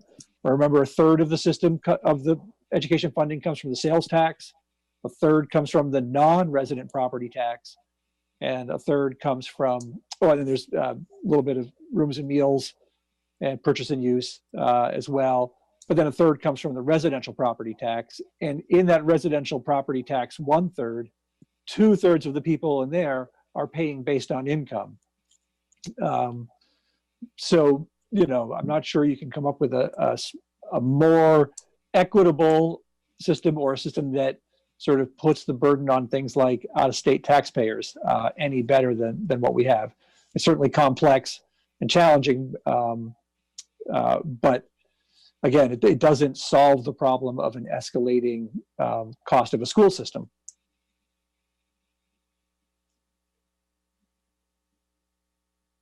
Chip. So what are the questions what are the questions that you would want us to ask right now, Brittany? I mean, what direction do you need before the 6th of January or 4th or whatever it is? I mean, do we need to talk about fund balance, the numbers here? Do we need to talk about figuring out where 4 or 5 more faculty would be reduced? Do we need to talk about, I mean, supply side, the supplies, I'm not sure that's very helpful, but since 85% is wages and benefits, so. I see Peter unmuted, so I think he has. Yeah, I was going to say, I think getting feedback from the board in our next meeting on the fund balance would be helpful. I don't think we need that between now and the next meeting. Okay. I don't think we're going to be doing anything necessarily with that. We came into this budget thinking that with the normal roll up of the excess spending threshold, that we'd be coming in just under it. Because we already have reductions with the move to the 6th grade move. And I think at this point, I mean, my recommendation would be to not look at further staffing reductions this year, but to look at the fund balance and have a conversation around, the comfort of the board in terms of using that fund balance, and kind of seeing this as a one-time means to bring us down below that threshold. Again, it does create implications in following years. That's something that we have to be aware of. It probably still sets us up in a decent position for next year in budget development, just given where our fund balances have been over the last, Brittany mentioned, over the last few years. We had that one year where it was down in the hundreds, but other years it's been higher. So I guess that's kind of my sense just in terms of where we are and kind of what's best. But I see Lorraine has a question. Lorraine. Yeah, Peter, I don't understand that reasoning. If Brittany's saying that we can already be close to $1 million over in the next budget, and you want us to use $500,000 or some amount of that, if we can't come up with $500,000 this year without dipping into our fund balance, what are we going to do next year when we're $1.5 million under or over the threshold? I mean, this is, to me, that's just an escalation every time you use a fund balance to cover. I mean, what if we're lucky we have this fund balance. What if we didn't have this fund balance and we were $500,000 over? What would you be suggesting then? I think we'd be in a different position. Exactly. I think with, I guess my feeling is with our current fund balance and with the unexpected lack of increase in the spending threshold, which I don't expect we're going to have a 0% increase year after year, because nobody, no district can sustain that. Just again, looking at the factors, that is a risk, and I totally accept that is a risk. It is money you have to make up, right? You have to have an approach to it. What I was saying though, in terms of our kind of, again, we can't bank on this, but our last fund balances have been close to $1 million. So given that fact, it does allow us next year to be in a position to look at our budget and determine we'll have enough potentially with our reserve and with kind of a future fund balance. If things stay the same. Again, this is not guaranteed.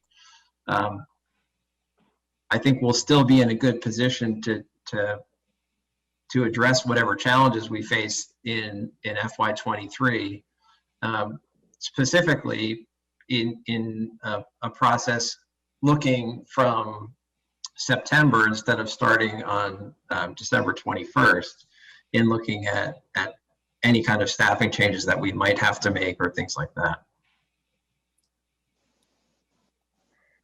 And this might be for Peter C., but could someone speak to why the 0.18 rather than the 2 or 3%?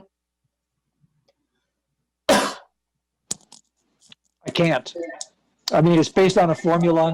I think we discussed this with Brittany at our last. Index, right? Well, and it takes into account ADM, which is the culprit, as I think Brittany explained last time. Yeah, there's statewide ADM as well as the NEAP, which is, an economic measure. So it's a combination of both of those things. But as Peter C. said, the statewide ADM is down a fair bit. So I think that's the main culprit. Amy? Can you explain why, would we be able to turn some of that over and put it in a capital reserve, since we know we're going to have all of these deferred maintenance costs, but we're just not ready to spend? I know we used to do that at the local level, and I don't know what's, is that a legal limit that we have to spend in a certain amount of time, or is that something we could consider? Or yeah, you do have to spend funds that are in capital reserve within, is it 3 years, Peter B? Yeah. 3 years.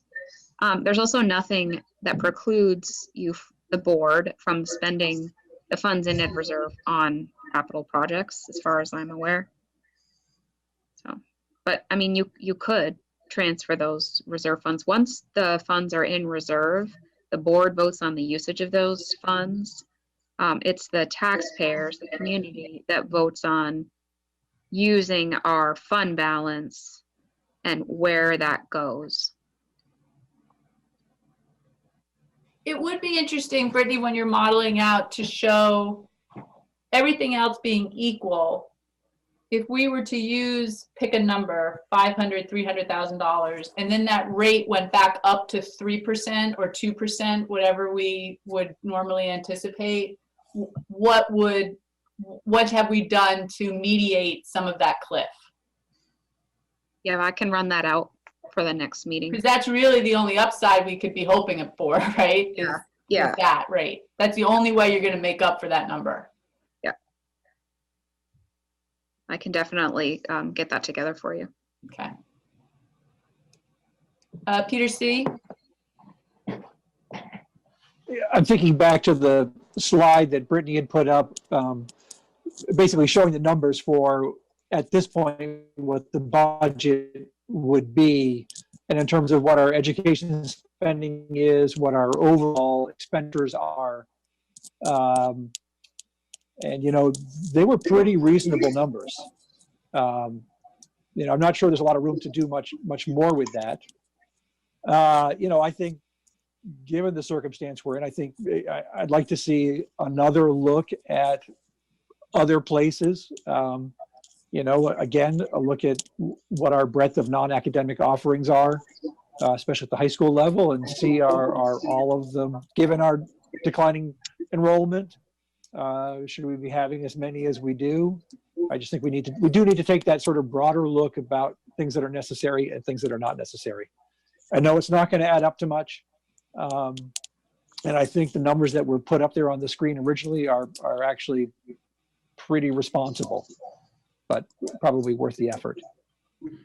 Yeah, I just want to comment. They are, Peter, and the two sort of main culprits that I mentioned are, one, we were at the threshold last year, but we had enough exemptions to get us down below. Our exemptions have decreased because our debt has decreased. So it's a good thing that our debt expenditures are down, but we don't get those exemptions anymore.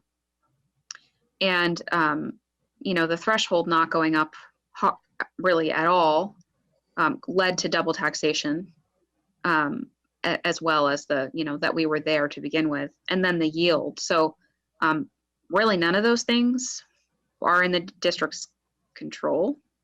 So, I agree with you, and I think it's important to point out that those are the factors at play here.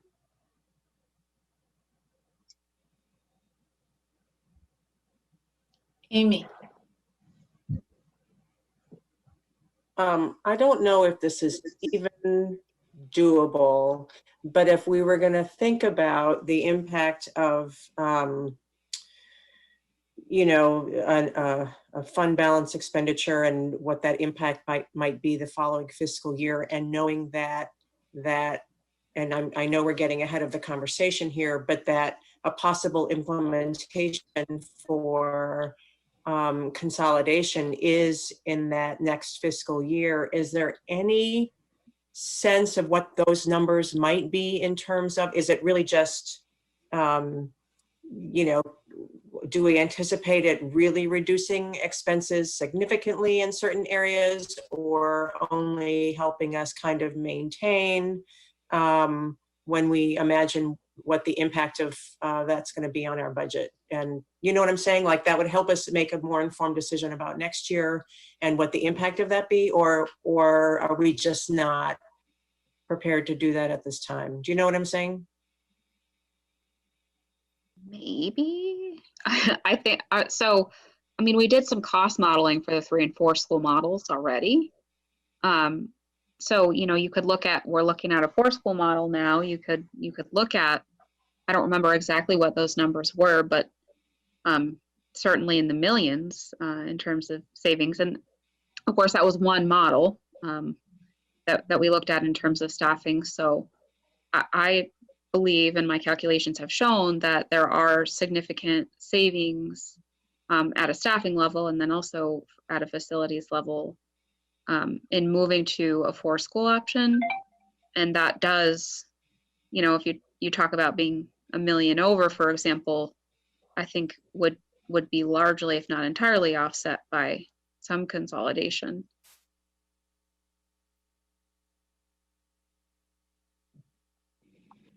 Your comment on debt was also interesting, and it would be interesting to run models as what does an increased debt, servicing more debt, what does that do to provide you with exemptions? And if in 3 years we do have to, or 4 years, we do have to take out a bond to help with some of the deferred maintenance or whatever, what types of impacts does having debt, which seems to be a little bit advantageous right now, have on the overall budget? Right. So it does, it plays into your expenditures and your equalized pupil number. But if that's what's causing you to go over, then you don't have to. The way the double taxation works is if you're $150 over or whatever, then that you add $150 again to your ed spending per equalized pupil, and that's how you calculate the tax rate. So you would only have that in there once if it was debt related and it was exempt. So, yeah. Okay. Peg Martin. You're on mute.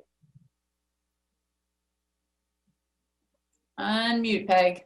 Oh, I can't find any, but there's too many boxes. So I know, I apologize, but I know that Peg is trying to talk and I know that she's muted. All right. There you go, Peg. There she is. I was under the impression that the 1.8 rather than the 2+, which has been more usual, was based to some extent on school population, a fairly significant extent on school population. So it doesn't seem to me that we have much of a chance of looking toward a 2+ in the future, unless our school population is going up, which it is not.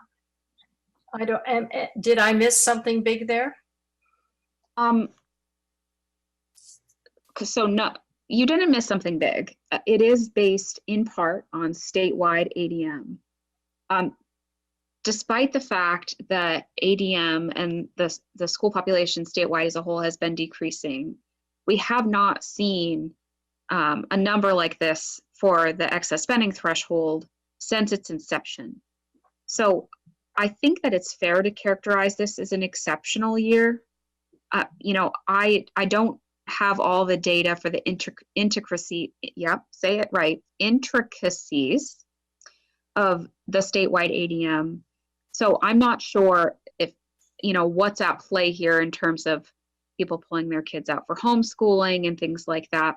It's not just ACSD, it's the whole state. So, you know, even though it's been decreasing, we haven't seen anything like this. I think this is extraordinary. Okay, but we would be kind of banking on that. Well, there we are. We won't know until we know. We don't know. You're right. Yep. Thank you.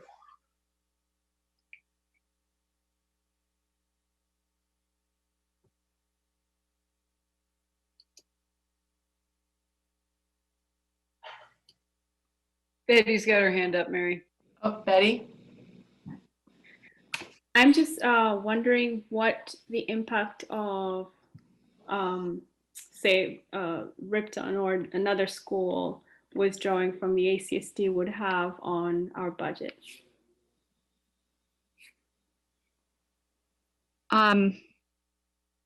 That's something that I can't really speak to. I don't have that offhand.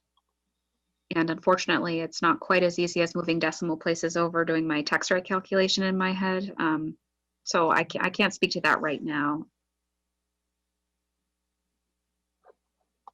We are working on putting together information, like an FAQ, to share some of that information with people. So we'll look at, to the degree that we can. I mean, I think it's pretty complicated to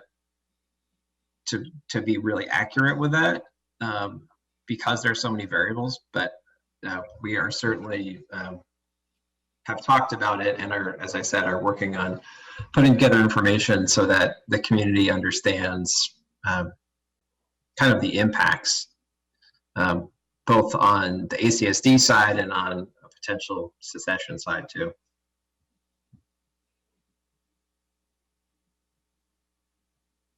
Okay, any other comments? Trying to look at all these boxes at once. I think we're good. Okay, so for the next meeting, we'll bring back a second draft. We'll run some of these scenarios that you have mentioned wanting to see. And then at that time, you'll have the opportunity to speak more in depth with our principals about some of the changes in their buildings. So they're more fun to listen to than I am. Well, thank you, Brittany. And it's great to have everyone hearing this for the first time together. So I really appreciate the principals also taking time to be on this call as well. Thank you. And, you know, well, this is draft one, and we're going to continue to figure this out. So thank you, Brittany.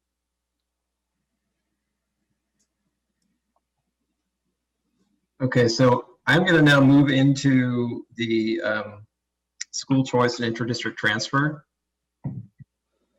Principals, I'll leave you in here for now, and then I'll move you over in a minute, so hang tight. We've got a short presentation. So just to refresh people's memories, the board looked at this last month, I believe it was, and looked at some policies and procedures and got a sense of what it is and what some of the options are. So I've kind of culled the conversation that the board had into this presentation. I'll talk a little bit about, I think, some of the options, and then allow the board to ask questions, and we can go from there. So,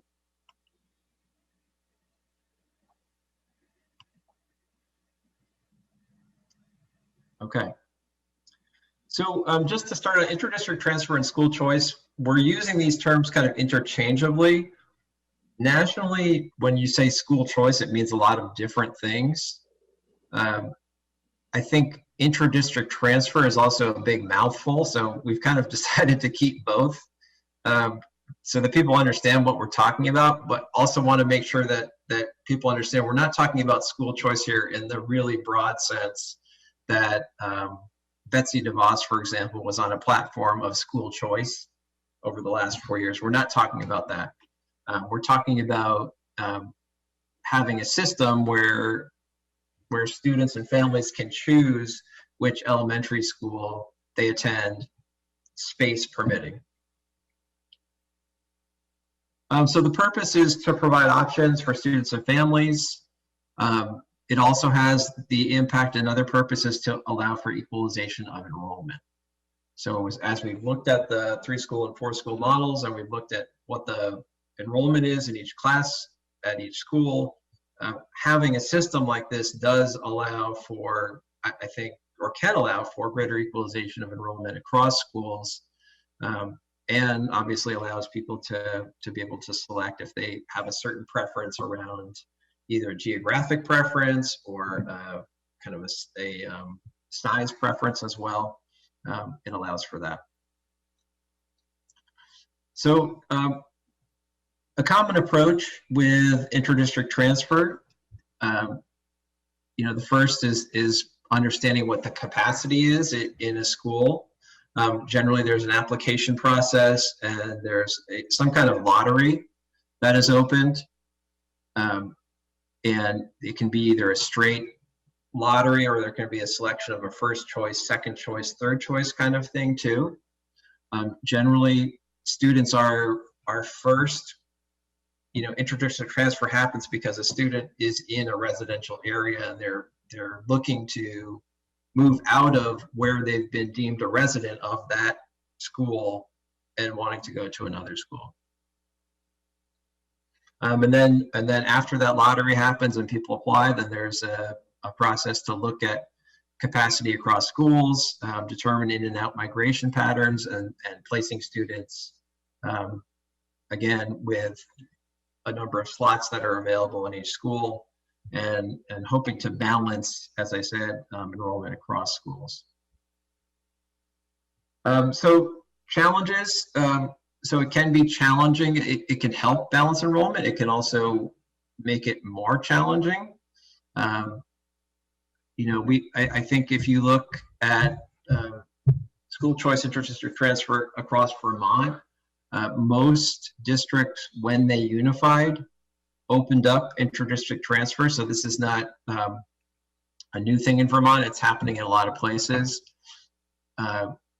In talking to other superintendents about their experience in the Vermont context, they have mentioned to me that the enrollment and balancing enrollment has been challenging. If they had a number of slots, let's say they opened 5 slots in a first grade somewhere, and 5 students from another school wanted to go to that school, there was a bit of a size differential in terms of those 2 classrooms. So that's just one thing.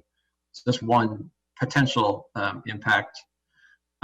Another challenge is equity, and I think transportation kind of goes along with this. Most districts do not provide transportation because it's near impossible when you consider all the different patterns that you would need to provide for students if a student from the furthest region wants to go to the other side of the district. So there is an equity issue in some ways in terms of those that can have transportation and get their students to another school. There would be the potential for students to use current transportation. So if a student wants to go along the lines of where buses are already traveling, that would be something that we could potentially figure out. In a review of other Vermont policies on inter-district transfer, I mean, it looked to me like it was about half and half, like some people saying you can use transportation routes that are already established, and some saying we can't provide transportation. So that gets to be fairly complex. I think opportunities for school choice and inter-district transfer, I think, again, equity, I think, works in both ways here. I think it allows for part of the ability for students and families to choose, allows them to kind of like mix beyond whatever location that they're in. So I think there's an ability in offering this to increase equity. I think there's also more engagement, or can be more engagement and ownership in whatever school you pick, which is yours, which you feel like fits you and your learning style and what you want best. So that's my short presentation on kind of on what it is, what we could do. It's not very complicated, honestly. You know, it's essentially, as I mentioned, an application process, a lottery, and a selection. I think the more challenging part of this is the kind of the equalization and figuring out how all of that works. Most superintendents that I've talked to have said that they expected it to make a big impact in their districts, and it didn't. That not a lot of students applied and used it. So whether that would happen here or not, I don't know, but I thought that was interesting. So we're going to chat a little bit about this. The comment that you just made, Peter, would it be safe to say that a lot of was feedback from folks who have not just gone through a process where certain elementary schools were closed? So yeah, definitely. Okay, so I would like, I guess one of my questions is how are we thinking about this on that very first slide with regards to purpose? I don't know if we would be talking about this at this level of priority if we weren't going through the elementary school study. I don't know the answer to that question, honestly. I haven't been part of the board long enough to know that. So I do think that we have to be thinking about this in context with the elementary school study and how do those things relate to one another. We did raise this, I believe, 3 years ago, and I believe the board said that they wanted to wait. So it was a board conversation. We talked about it, and people said this isn't the time yet. Let's wait. Wait until. Let's return to the conversation later. Let's kind of continue to kind of see how things go, basically. I think there was some apprehension at that time about engaging in it as we were newly unified and just kind of wanting to take some time and be a unified district before we started that process. Victoria, you had your hand up? Yeah, when I think about school choice and sort of its importance to the facilities master plan, Peter touched on it a little bit in that first slide that said, it allows families to choose, a school, maybe of the size or geography that they prefer. I think that for me, it's really we've heard over and over again, and I really appreciate the fact that a lot of people who have moved to the smaller towns have moved there specifically because they wanted a small school. We can debate all day long as to whether or not, a smaller school is better or worse or the same or whatnot. That doesn't really matter. What matters is that they moved there for access to that school. And I think that the school choice helps us to provide those people with the ability to continue to choose a smaller school. So that, for me, that's what makes it a priority. And I feel like it's an important part of the master plan, and having people buy into that plan is allowing this choice piece. And I do think that, we've seen that the 4-school model allows for more capacity for choice than the 3-school model would. And that's one of the things that interests me about the 4-school model, is that it does have more swing space for something like choice. Other comments, questions? Peter C.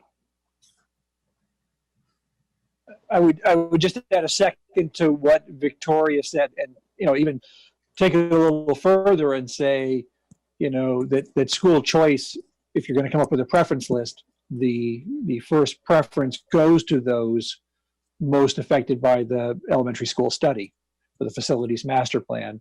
But I think for all the reasons that Victoria spoke about, that I think school choice is actually a very important part of the facilities master plan, especially for those who are affected most. Mary G. You're on mute.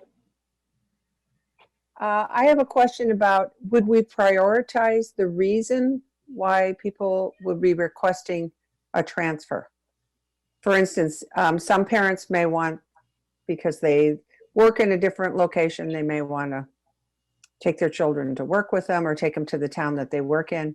Or they could also be requesting to transfer because maybe the social situation in a particular classroom isn't what they think is best for their child. So how do we prioritize who would, if there was more than one request for a transfer, or several requests for a transfer out of a school, how do we prioritize that? And would the principals have an opportunity to weigh in on that transfer, either coming into their school or leaving their school? Yeah, I think principals would be an active part of this process for sure. I think in terms of priority, our school residence policy already has a kind of a section where if for the kind of some of the issues that you just stated, if someone needs to, it's not working in a classroom, and we have a list of examples in that policy of the kinds of situations where we would consider a move outside of a lottery process that we're talking about. I do think it's pretty challenging to balance if one person's priority versus another, in that, I work in Shoreham, and so I want to go to Shoreham, and then someone else has another reason. I don't know of many systems that are using priority in that way. I think priority tends to happen when there's grandfathering of siblings. So there's that tends to be the priority that's given. So if one student, a kindergartner, goes to another school, the next siblings have priority, in the first kind of seeding of that lottery. Yeah, and I'm also concerned about how do we, the equity in terms of socioeconomic equality within a school. Plugging kids in, if we're moving them around, what if there becomes a a major imbalance, or, you know, we're losing any equity that was there prior by the kids leaving and moving into another school. I just don't know how you would figure that out in a manner that's fair and reasonable and not getting into personal finances, et cetera, of families. So. Jory? Along those lines, another thing that would be important to find out throughout the facilities master planning process is how many spots approximately would be available at any given school, so that we know how much flux might be happening through, you know, students who choose to take on school choice. How many slots would even be available to begin with? Chip? Yeah, I was going to think that same thing that Jory just said, but I'm not sure which is the chicken and the egg here. I do think that the idea of inter-district transfer in the context of the facilities master plan, they do have a place together, as Victoria said in the beginning. I think you sort of have to put that in. I'm not sure at this point that we can come up with all the vagaries of how you balance it off. I don't disagree with Mary Gill either, that the whole socioeconomic balance of shifting one way or another. I tend to think that it's probably not going to be as much of an issue as we would expect that it might be, but I think it has to be part of the plan, at least in a very general way at first. Now, someone will say, well, how can you just say it's general and we don't know what the rules are? But on the other side, I think they do go together, and that's the way I feel about it. Suzanne? But the one thing that we haven't talked about is if we do intra-district or school choice or whatever you want to call it, does transportation follow for parents? Maybe they do want to move their student to another school where they see there's more benefits for their student, but would there be transportation?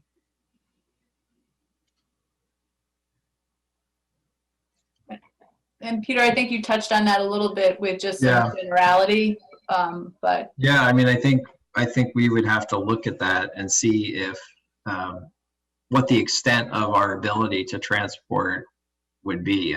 You know, generally, the two approaches are offering no transportation and having it be completely just kind of on the family, versus the second is we'll accommodate as we can based on our current routes. When you think about the complexity of bus routes and you think about students then going from different residential places all over the district, you know, you could do it, but it would take a lot more buses probably, and you know, ride times would be challenging, et cetera. If you were kind of like fully filling those buses. Peter, has there been any examples, and it might not be in Vermont, but more broadly, of a timestamp on school choice? So in a situation where there's been redistricting or changing of boundaries, that they offered it for a period of time to mitigate the impact for families in the short term, but once the groundwork has been laid and everybody understands what options are, then it's not implemented anymore. I think that could certainly be an approach.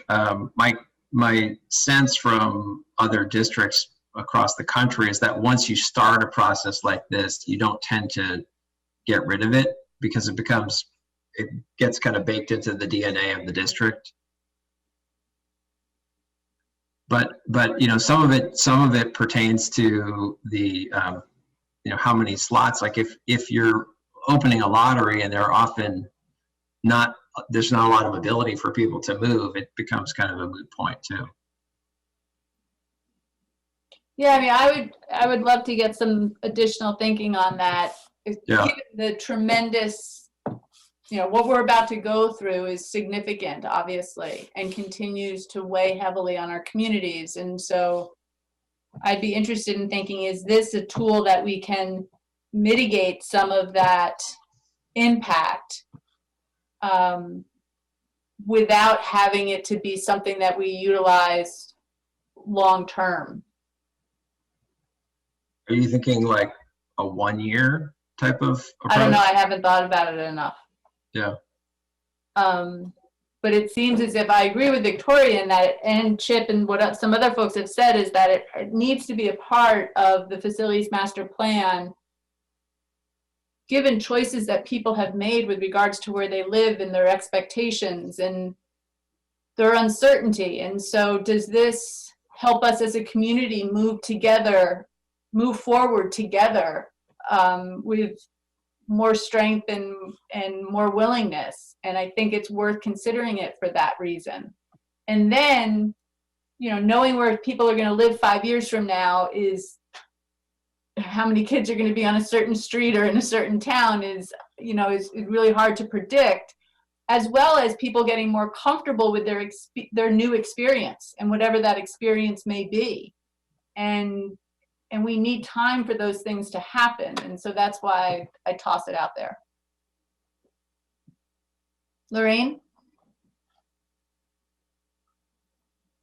Yeah, Mary, my only concern, or my main concern when you talk about like the people who have schools closing and giving them the opportunity to look for another smaller school or whatever, is, again, the equity piece. If you have the ability to transfer your child, if a bus isn't an option, then that's great for you. But if you're from that same school that's closing and you don't have the ability to send your child to a school you think might be better suited for them, then you're out of luck.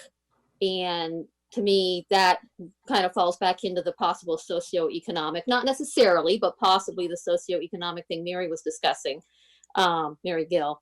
And so, yeah, I have concerns about school choice and equity issues on that level. Yeah, and I think they're clearly, those are traditional, they're not traditional, but those are warranted concerns with school choice. And I think how we as a community respond to mitigate some of that. We're never going to create a perfect equitable environment, right? Like we can't orchestrate that. We wish we could. All we can do is put in the best functions as possible, the best case scenario. So hopefully we'll be able to think through that. Well, but if nobody has the option of changing schools from where they're assigned, then that is equitable. No, but people do. We just don't call it school choice right now. Peter just said that in our district, we do have ways in which people are making choices to go to other schools based upon their own family needs. So we do allow for that. But that's the exception and not the rule, correct? I mean, that's not a common practice. No, it's not common. So. And we don't know how common, or maybe this is the exception for a period of time, right? So that's the debate we should have as a board, I think. Mm-hmm. No, I agree. Yeah. Amy. Relative to all of the discussion, and I think we are in agreement that the equitable is of prime importance, and the measurement by which we would be assessing this, whether it be year by year or whatever. And I'm appreciating Barb's comments at the beginning of the meeting in thinking about what are our benchmarks, and that if we were going to follow this policy, that we are explicit about a benchmark or a standard or by which we hold ourselves accountable to the equity piece. And the other thing that I'm thinking about is, and at some point we want to ask people, what do you think you are going to do, to try to get a sense of are we thinking that it's a way bigger thing than it is? Or should we be really preparing for, looking at possible bus routes or whatever, just to look at the scope and to get the feedback. And we know we're about to talk about that timeline and talk about how we're going to begin to engage folks. And it might be that it's even a survey further down the road to get really specific. But at some point, it seems like we're going to want to get some public input. Yeah. Victoria.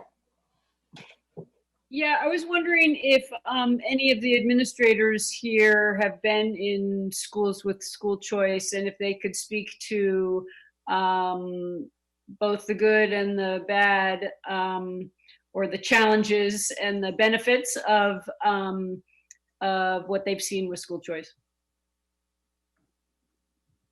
If someone would like to speak, just raise your hand and then we'll go from there.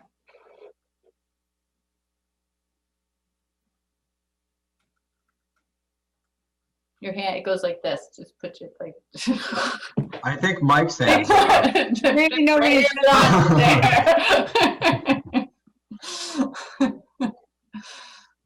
I've only worked as a principal in Shoreham, so my experience is limited to what we do. Okay. I mean, I can talk a little, but I don't know if it's exactly transferable. But I was in charter schools in Colorado, which are school choice. What we saw there was a very strong group, strong belief in doing what was best for the kids led many parents to choosing specific schools. However, it also led to some parents school hopping. And they would go from one school to another, which was not of great benefit to the kids. Like I said, I don't know if it's really transferable to this situation because a charter school environment is very different than this type of environment. And each school had very unique characteristics, whereas our schools are more united under the IB umbrella right now. So that's the experience, but I don't know how helpful it is. Thank you.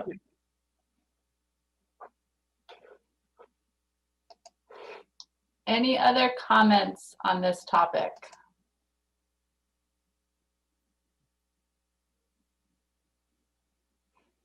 So Victoria, did we include, is there in the timeline that's going to be presented, is the school choice intra-district conversation part of that timeline?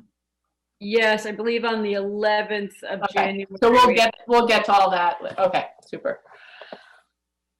Okay, any other questions for Peter on this?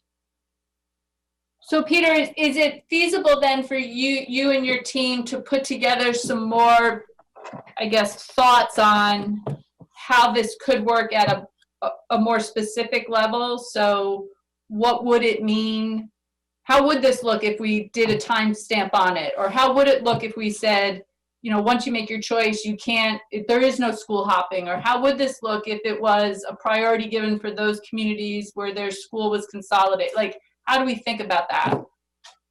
I think we just need to determine how we want to be guided. I think the actual structure is fairly simple. Like I mentioned, it's determining how much space there is, and then executing the intra-district transfer. So that part of it is going to be the same no matter what. So I think talking about whether it is time-stamped or not, what the implications are in terms of enrollment are hard to predict.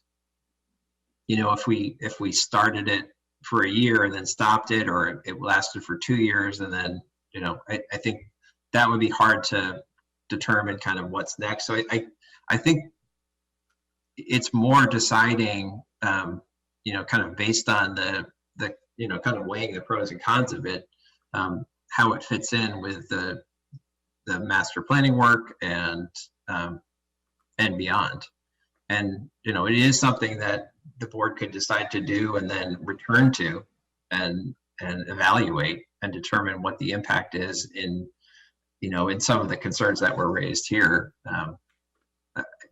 I think there could be part of the plan and part of looking ahead in 3 or 4 years could be some kind of evaluative process to say, yes, this, we're going to look at it and we're going to see, is it meeting the needs of students and families? Is it meeting our commitment to equity?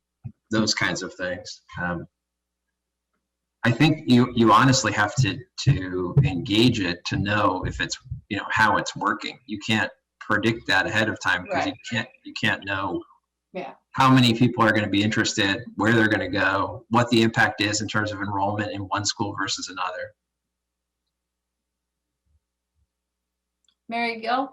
I do think that it may be important to put some parameters on the rollout so that families know you can't shop around. Or I can see some families going and interviewing at different schools to seeing, you know, what teacher they think their child would, you know, work best with. So I just worry about opening it up too much and letting parents have more control. That's why I would like principals really to be part of the whole decision making and you know, whatever you have to do to create some parameters. I'm just worried about some families doing the shopping, as Heather had mentioned, or switching every year because that didn't work out, so maybe I'll try this teacher, or I heard this teacher over here is really spectacular, and so I'm going to ask to move my child over there. I just want to make sure that there's a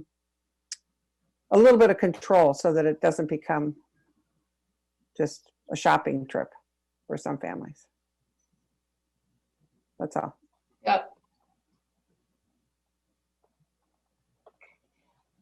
Any other comments on this? Jen? I'm just wondering if we're getting into more of the details at the next meeting regarding the transportation piece of it. As part of our transportation study, are we going to have a sense of how full our buses would be? Or is that just something that we would in the policy leave as spaces available, you know, if we were to allow students to go in there? And then my only other piece is very specific. Currently for our staff, is there a provision to allow staff to choice their children as students to their school, or would that be something that we might need to consider as well as a priority? Yeah, that could be considered a priority for sure. I'm not sure in terms of the granular level of Tim's presentation on the 4th. I'm not sure if he'll tell us exactly how many students are on each bus, but that is part of his study, is looking at, you know, routes and how it can work, is looking at the number of students. Brittany might have more information on that.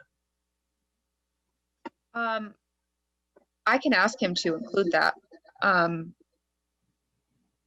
It can change because the population of students riding buses may change depending on what the consolidation of schools. But I mean, certainly I think that that's information, like just kind of based on our current ridership, that he could project at some level. So I can ask for that. And we will have, I mean, he will give how full the schools will be. Yes. Which, Peter, would it be fair to say that that would give parents an idea as to how much space may or may not be available for school choice? It could. I mean, again, depending on what year we're talking about would impact that. You know, like our grade level differences. I mean, you can talk to a lot of the principals here, like year by year in some of our schools, you can have, you know, 15 in a class and then 6.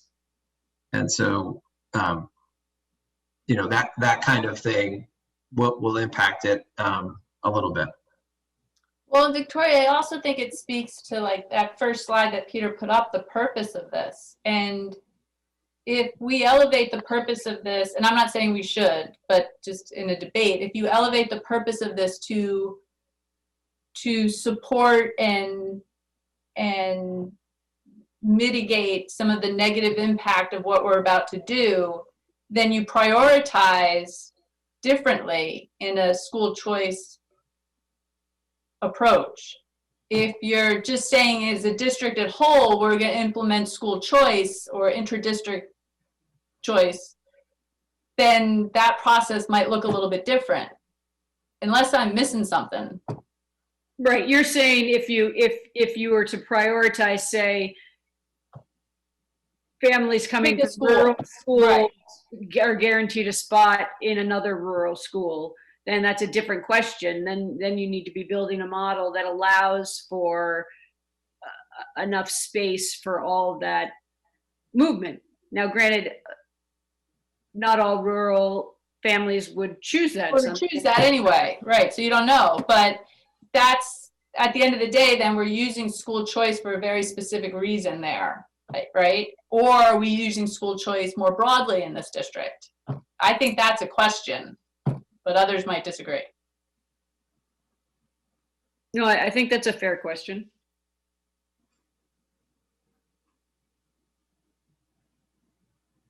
There's also, you know, the issue of if you're allowing school choice and you have a lot of students leaving a grade, is there any kind of cap you're putting on the number of students that can leave a school? Which is what, you know, for example, in the secondary school choice that happens statewide, there's a maximum number you, as a district, you can allow to leave so that you don't lose too many students. And to your knowledge, are there schools that have to actually enforce a cap? I know that we haven't ever had. There are secondary schools that force a cap. I mean, this is not for nothing, but if you have a problem where everyone's leaving, you have other problems than school choice.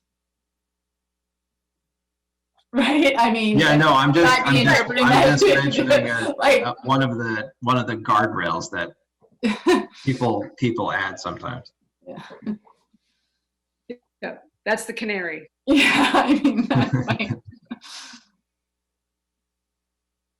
Okay, anything else on this? Thank you, Peter, for sharing that summary. Yep. Appreciate it. Okay, next on the agenda, Facilities Master Plan update. Victoria.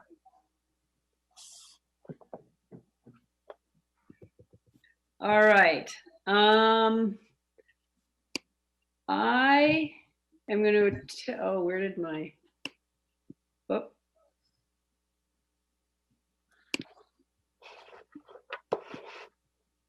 Oh, wait, I've lost you. Hold on. So, okay. I will share my screen if I'm able to do that in a minute. The Facilities Committee had a meeting on Friday, just an abbreviated meeting to go over the timeline from now until completion. Our target has always been with the Facilities Master Plan has been March, and so the timeline that you'll see, Peter and I just sort of worked backwards, mapping out the remaining meetings and board decisions and discussions that need to take place between now and completion. And you'll see in there, then there's, we've worked in the town hearings and that sort of thing. So I'll share my screen and we'll go through, I'll just walk us through the timeline and then we can open it up for conversation. Peter, is there anything you want to add before I do that? I don't think so. No. All right, let me see if I can do this. This is not my forte, so hold on.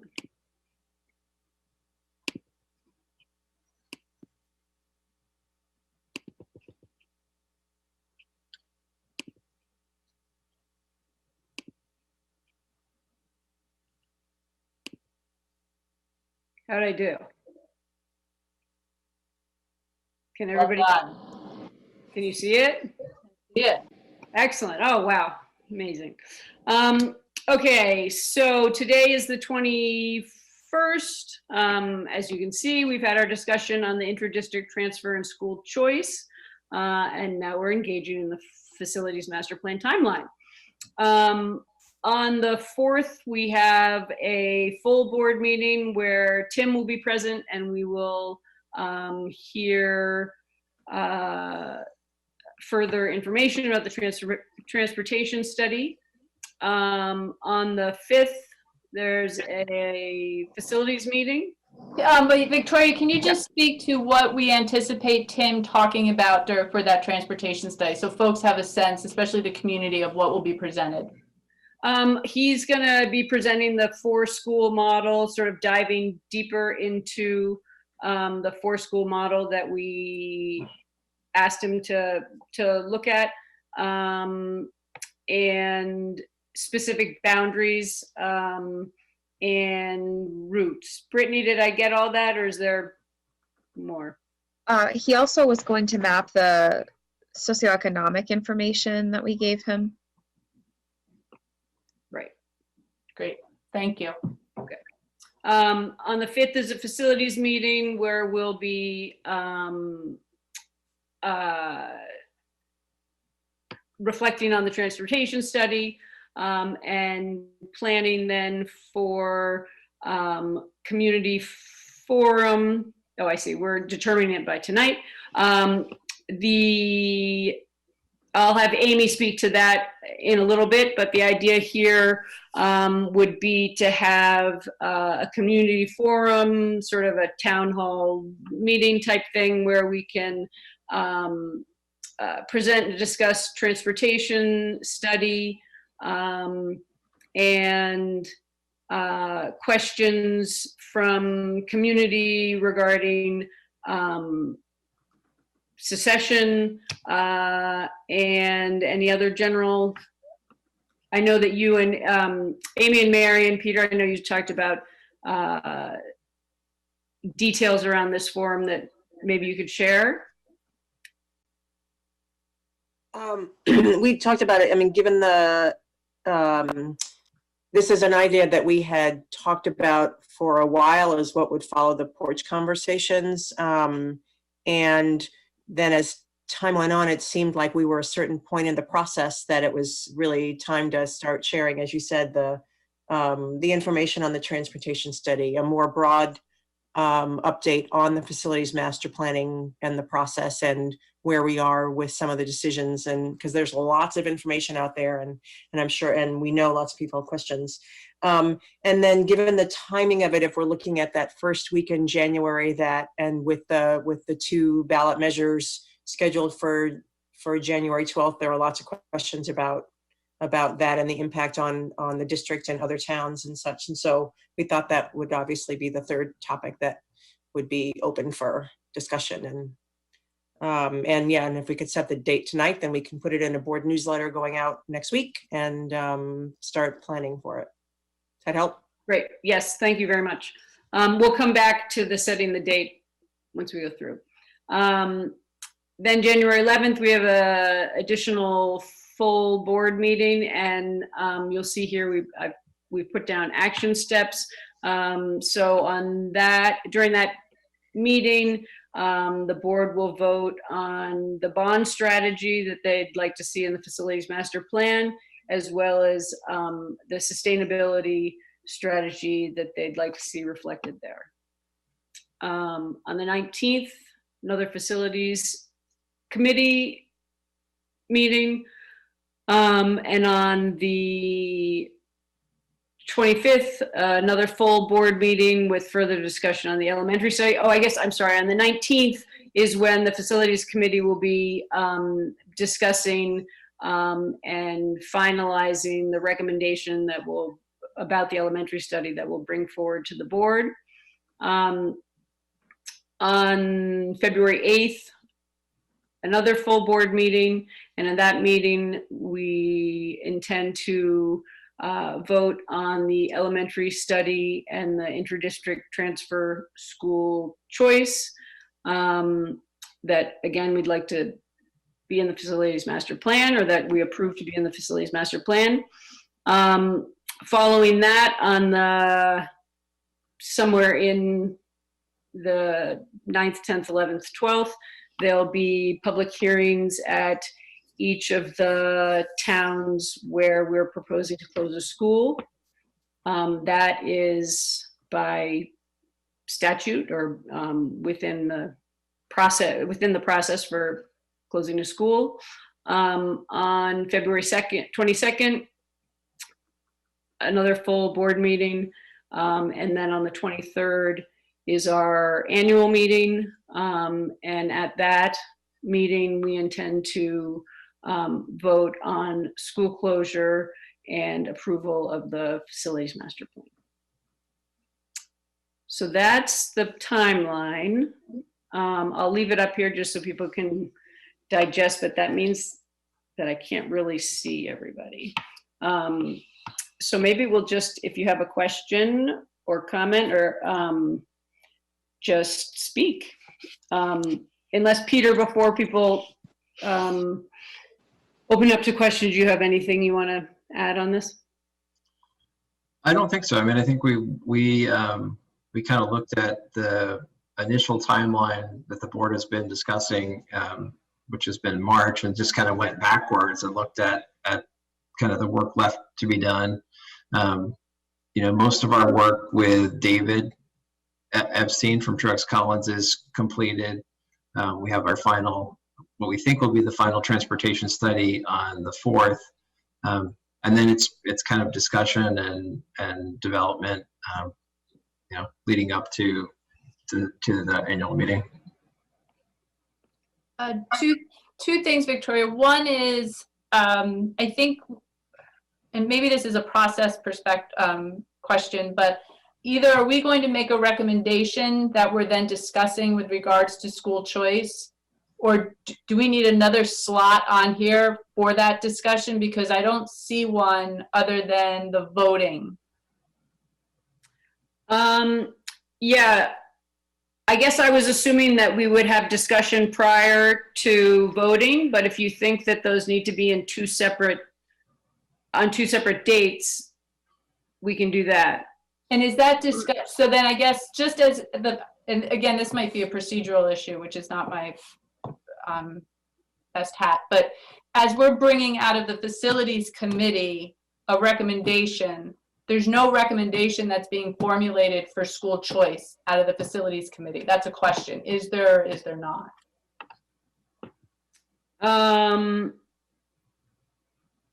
Well, let's see. I think we would discuss it, but I think we were hoping that that it would be a full board decision. Okay, so we'll just have to put a little bit more meat on that format so that can be a productive discussion then, and get to discussion and vote in one session. Yeah, I mean, we can add to that January 19th meeting. We can incorporate that if the board feels that they would like to hear from the facilities committee what our recommendation is. We can do that. I don't actually think it's a facilities committee probably purview, but it just, like in the past, we've had committee come up with recommendation and then we vote on it. Maybe we add it to that 125 discussion. Yep. Mary G. and then Amy. Yeah, I have a question about, because I'm on the policy committee, would we need to create a policy for the school intra-district transfer school choice before we enact it? I mean, is there something that we need to put in place before that? Peter C. might have a better recommendation. I would imagine that we could then ask the policy committee to work on that language, or Peter C., I'm not sure how that traditionally would work. In a perfect world, you would, so, you know, it can direct the board to come up with a policy around a certain framework. So I don't think the policy has to exist fully baked to proceed. I think that the plan can say, and the board shall develop a intra-district transfer policy, you know, with these factors. Does that help, Mayor?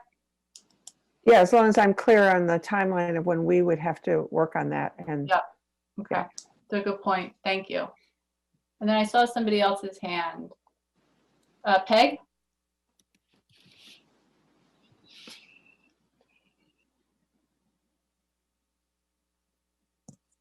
If one of the towns that are making proposals to withdraw from the district, if it were to pass, I make the assumption that we are caught in some kind of, not caught, but that there is a protocol and a timeline that needs to follow to have the rest of the district vote to allow these towns to leave. Am I correct in that? Yes, and I'll defer to Peter Burrows on process there. I don't really, I'm not trying to cloud the issue, but it does seem to me that it might be wise to just simply have in mind what the legal requirements are should one of the two towns vote to leave. And how it affects this timeline? How would it, well, clearly it would affect, I am assuming, a fair number of things. There would have to be a reassessment for sure, it seems. And I'm just trying to sort of get a backup, kind of at least a vague understanding of, okay, so here we are, where do we go from here? Peter B? So if a town does vote to secede, then the next order of business is for all of the towns to put to a vote to allow that district to secede, or allow that town to secede from the district. So that timeline is not set in stone. So it depends on how fast those all 6 other towns warn those votes. And is there a time, in the statute, do those votes have to happen within a period of time? Not that I'm aware of, no. And is it something, it's something that the school board decides, or each town has to decide on its own, or are there some kind of guidelines as to how this occurs? Again, I'm sorry, I don't mean to really kind of mess up what has been said, but it just strikes me that it would be a good thing to know, and a good thing for us to let the towns, whether we agree, with whom we do not at this point agree, that we take this seriously, and that this is something that there is a protocol for, and that there is a schedule for, and a respect for the way they are feeling and have chosen to handle it. So the process, like I said, I think the town process has to be developed by each town. So it's likely that every town might not even vote at the same time. So that has to be determined after that affirmative vote in the initial town. It's then essentially passed on to the 6 other towns to warn a vote. But statute doesn't have a set timeline, has to happen within 15 days, or it doesn't have any of those kinds of timelines within it. So that would just have to be communicated from that seceding town to the 6 other towns, and then it would be organized and go from there. And then once that vote happens, and if that's affirmative, then it would go to the State Board of Education. Right. Suzanne? Isn't it true that even if the towns vote, no matter what the outcome of their vote is, that that vote could be repetitioned, so that we would have to wait whatever that statutory period of time is to allow for people to get another petition in to cause another vote? before we could, if it was affirmative, before we could ask the other towns to vote? You're saying the initial town? Right. If it doesn't pass in So a town? even if it passed or didn't pass, either way, Mhm. I believe there's a statute that allows for townspeople, if they didn't like the outcome of the vote, to gather another petition and ask for a revote. And then after that, then I think that there's another statute in place that you have to wait a year or something before they can revote it. But I think there's a process in there that could allow for another revote that I think we have to wait for. Yeah, I'm not sure how, I mean, in terms of waiting, it's more just kind of like how the process goes. It's not waiting for one part to finish necessarily. So if it's like kind of if then statements, if this happens, then that happens. So I think you're right that it could be it could be repetitioned.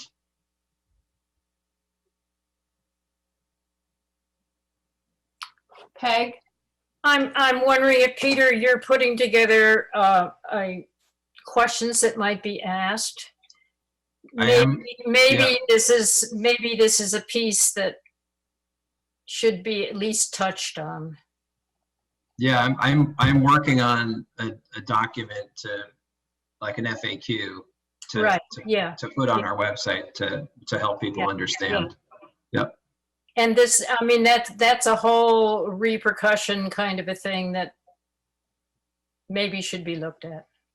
Well, and I think, Peg, you know, it was the comment, I forget who made it, I believe Brittany responded to it, that we can model or have an understanding of the impact if either of the towns that have put forward the petition choose to and then secede. And we can model that impact from a financial perspective and ensure that we have the ability to adjust appropriately if there needs to be an adjustment. And then as we're moving forward on this process, understand implications of what would occur if those two towns did secede, continue forward, in my mind, personally, hoping that they don't, and we are stronger together, and then continue forward with the plan. I agree with you entirely. I mean, I hope that this does not come to pass, but there seems to be a lot of scurrying around and a lot of what I understand to be perhaps misperceptions as to what the impact would be on the towns themselves, impact on the kinds of things that we have been struggling with as a board and going forward. And I just think it is not prudent of us to just ignore it. Completely agree. Yeah. And I hope that as we continue to, you know, I think the work that Peter's going to be doing with regards to putting together that FAQ, the communication that we have coming out, you know, folks are working hard trying to make sure that everyone has at least good information, consistent information, and then respecting the process that folks want to go through. And then we continue to take next steps to try to move forward. Absolutely. And I just got some help from the field. So it sounds like the timeline, which I was referencing, is true, that there's no set timeline, but the vote would happen at the same time in every town, as opposed to different days. The six So all the towns would have to come all the together towns to would, do the yeah, date. would vote at the same time. Yeah. It's not mingled, it's separate votes. Yep. Are there other questions or concerns or anything before we get to the specifics of this community forum? There is one comment that I'd like to make, Victoria, based upon some public comment that was made, and that it was characterized that during the facilities committee, the committee their focus was to find a way to get this done before the next board is in place. I don't feel that was an accurate representation, and I believe minutes from that will reflect that, in that I believe we said, and I know I said specifically, I believe there's a process that needs to be followed. And if that process took us to a different date, then that's the date that we land on. And when this was laid out, I believe we felt as if we were able to do the things that we need to do and do them well, and meet our commitment as to when we were going to move forward with this work. And so I wanted to state that, because I did not feel that was a fair characterization of that meeting. I agree. I think that I reiterated that and said that, we created this timeline moving back from March, because that's the month we've had in our brains for a year or whatever. But that certainly, if this process were to take longer, the only downside of that is that you have new board members who need to be brought up to speed. But certainly, I believe that that's, if this were to go over, that's part of the, democratic process. I'm not afraid of a new mix within the board. I stand by the work and the direction in which we're going.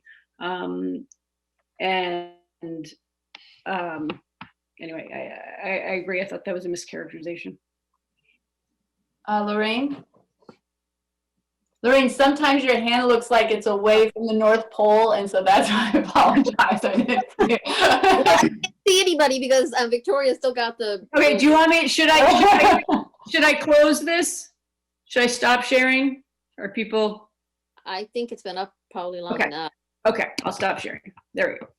I just want to say I'm glad to hear you both say that. I tried to get into that facilities meeting, but I went to the wrong link and then I couldn't get in. But anyway, I'm going to say something I didn't think I would ever say, because those of you who may have heard me talk about it before at points of, I've thought we've kind of dragged this along, this whole process. But I'm going to be honest, I'm feeling a little overwhelmed right now. And this timeline does have me a little bit nervous, because I feel like there's still a lot of things I am, in fact, even more than I was unsure of. And I'm not sure that I'm going to feel comfortable making a decision by February 23rd, to be honest. So I'm glad to hear you say that if we decide along the road here that maybe we need to, for whatever reason, step back a little bit, that we will do that. Because like I said, I didn't think I would ever say that, but I am feeling a little uncomfortable right now with decisions we're going to have to make. So I was just glad to hear you and Victoria both say that this isn't cut and dried, is not a cut and dried timeline. Amy? I'm remembering from when we first set out on this process that we talked about lots of different pieces of information and seeing this as an iterative process, and it does feel like it's all of a sudden coming together all at once, and we're having to grapple with the gestalt of it in a relatively short period. But more importantly, we promised time for public input, for public feedback, or for that matter, I'm not sure if there's even room in the timeline for our feedback in terms of revisions or fine tuning or such. And I don't expect there to, I really trust I know the facilities committee has been incredibly deliberate and put in hours and hours and hours with this information. It does seem like we are going to need to find some time to, well, for public input and maybe it's filling in the gaps. So I'm not suggesting revisions to the timeline now, other than our committee coming up with points at which we would do, because a forum in January before those elements are really explicit, and then the public hearings that are really more about, those are for those specific towns, doesn't really do what we said we were going to do. So I'm not recommending changes at this moment. I don't know what that would look like, but I would encourage us to think about that a little bit more deeply. And our committee will look at what's feasible in terms of public input and maybe come back with a recommendation or I don't know, thoughts? I think, Amy, if you and Victoria were able to get some time together, since this is the first time I think that formal timeline has been presented, if you and her could get some time together to kind of talk through any adjustments that we need to make. And I also think, as in any decision-making process, these decisions, because they are so heavy, as they get closer, the weight of it starts to really be held. And so that creates a whole different type of environment, and things start to seem more pending for obvious reasons. And so it's going to be important for us to balance the work that needs to get done with the weight of it all, and not let that stop the process, but ensure that we're being diligent, we're being thoughtful, and people are as comfortable as you can be making some of these decisions. And so hopefully we as a board will continue to be able to behave that way, which I think is the way that we have behaved to date. And I wouldn't expect any other things to be done or decided in a different way. I agree. Amy, I think we can connect afterwards, and I would love for your committee to look at this, and certainly we can make additions to it as you see fit. And I would reiterate what Mary has said in terms of, I think in these types of situations, timelines feel shorter and shorter the bigger the decisions being made are, that it's always nice to feel like those things are far away and down the road, and then suddenly when they're upon us, it makes the time feel short. Well, and I do want to, I totally recognize that it serves all of us to make a decision, and so that we have that much more planning time. If we're talking about, we want 18 months planning time or more. So I appreciate that. I'm just mindful of what we promised folks. Absolutely. Absolutely. Lorraine? Hi. Hi. No, I just want to say one more thing. I appreciate what you and Victoria both said, but it was only like a meeting ago when I feel like most of the board and administrators even the 3-school model was the way to go. And then suddenly, the 4-school model is the way to go. And one 4-school model out of, was chosen without really even looking at other possible 4-school models in depth. So, I don't feel like I have no problem with making decisions that need to be made, but I'm feeling like things seem to change on a continuing basis. And so I'm not sure I have the information that I am going to be comfortable with, and we'll see what happens over the next few meetings. But the more we talk, it seems like, are we really sure that we're, I want to make sure, as I'm sure we all do, that the decision I make is the right decision or as right as it can be. And I'm just not feeling as comfortable as I was with that, given the fact that things seem to change pretty rapidly. So. Yeah, and I think you're right. Everybody involved in this process recognizes the weight of these decisions and want to make the best decision they can with all the information they have. And I think one of the things that as I hope folks get a sense of is that we have consistently said, and it has been hard to get an understanding of it, but we have consistently said publicly that we were in the 3-school model was a part of the process, and that there needed to be more information and more information. And that's why the porch conversations mattered, even though sometimes they were perceived that people were not being heard. And we continue to get other inputs. And those inputs have been put through a very, I feel, thoughtful process to get to us to where we are right now. And so I don't think that it's, all of a sudden we're just flipping everything on its back and we have a whole new set of variables here that we're dealing with. I think we're going through the process, and this work reflects that, a very complicated one with a lot of inputs.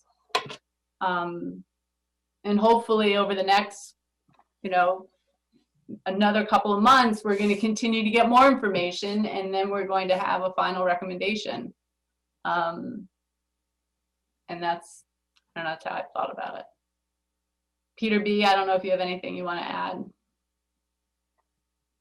Yeah, I mean, I think you kind of shared it well. I mean, I think iterative is the term that comes to mind, in that, I think we still feel in a lot of ways, in looking at 3-school versus 4-school, when Caitlin and Vicky shared over the summer about the 3-school model, there was a lot of excitement about what that could mean specifically in terms of staffing and looking at having kind of 3 campuses. As we continued down the path and started looking at some of the geographical challenges and the transportation study, it became clear that 4 schools was a better fit in terms of, from that perspective. So, I think we're asking the right questions, and, I think in terms of timing and does it feel too fast or too slow, I think, Lorraine, you're bringing up great points that we need to be considering and thinking about. And I think it will be clear as we go through the next month and through these critical pieces, if everyone's feeling like we're in the right kind of timeline or not. And I think we need to be aware of that. We've already extended this timeline, I think, at least 3 times. We initially had a timeline. We developed the process over about 6 or 7 months. We initially had a kind of a 14-month process. We extended that to, I think it was 18 months or 19 months. And then we started the elementary school study, which was a year-long study. So I think we've shown as a board that we're pretty open to taking more time and looking at all the different pieces of the decision. And I think that should continue to guide the decision making in terms of where we're at now. And, I don't know if it's helpful, but it could also be something that if there are very specific questions that board members have, or information that board members would like to see that has yet to be presented, Peter and his team have been remarkable in kind of getting us what has been asked for. So please do not hesitate in any way to send those emails or share your thoughts on additional information that you think would be helpful.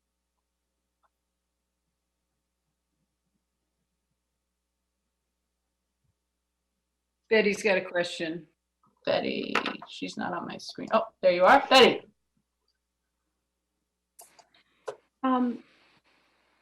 in line with what Lorraine is saying, and I know I don't mean to, again, take us back, but I feel like with all the new information that's being presented, if it would only be fair to also look at a 5-school model, just to give us a picture of what that would look like, and you know, help some of us in this decision-making process, while we still have the transportation consultant and, you know, the on. And Betty, you mentioned that at I think the previous meeting. Could you talk a little bit more about, in your mind, what the 5-school model is solving for?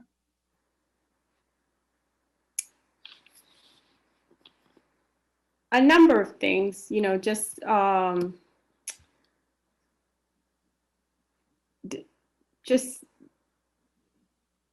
giving us more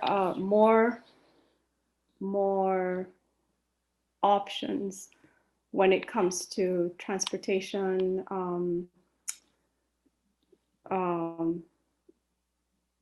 not having overcrowding in schools,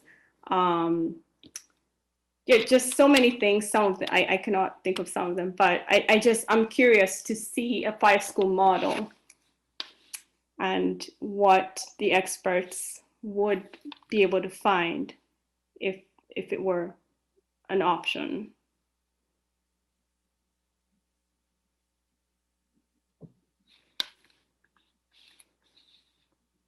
And Brittany, do we have, as part of the process that we've gone through, what the additional schools added to the model from a cost perspective, what that does? I have not modeled a 5-school model, nor do I have like sort of a stock amount of, you know, every school equals X. Okay. The problem really becomes is that you right, in a 4-school model, our smaller schools are 100, and right there you're pushing the boundary of FTEs or staffing from a staffing perspective. And if you add an additional school, then you're really back to micro schools, right? You're going to have 5 schools with 80 kids, or not. I'm not sorry, not 4 schools with 80 kids, and you know, this board said at the beginning that one of the goals is to get to schools where you have 1 class per grade, where you have full time teachers and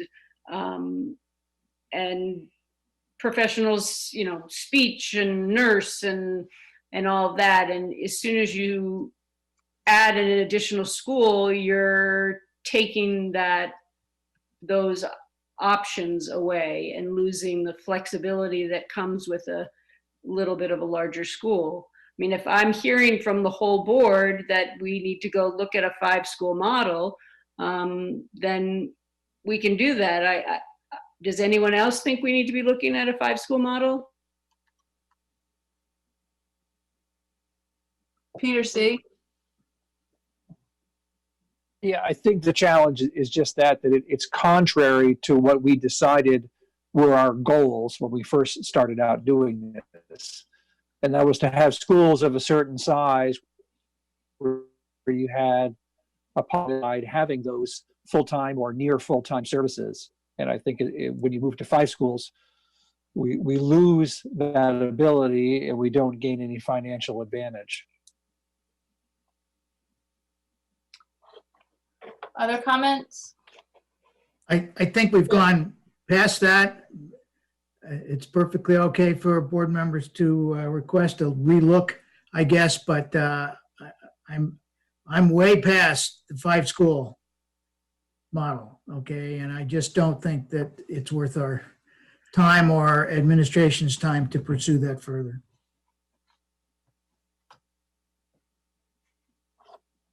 Other comments from board members?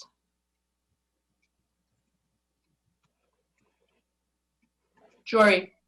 I would just add, I would be much more inclined to consider a 5-school model if this next transportation study comes back and suggests that there is one corner of the district that is disproportionately affected, for example, or if we have a high number of students pushing an hour commute.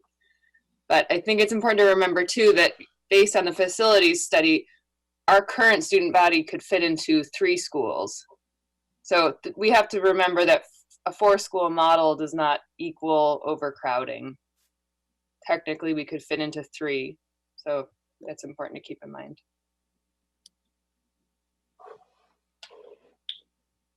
Any other comments?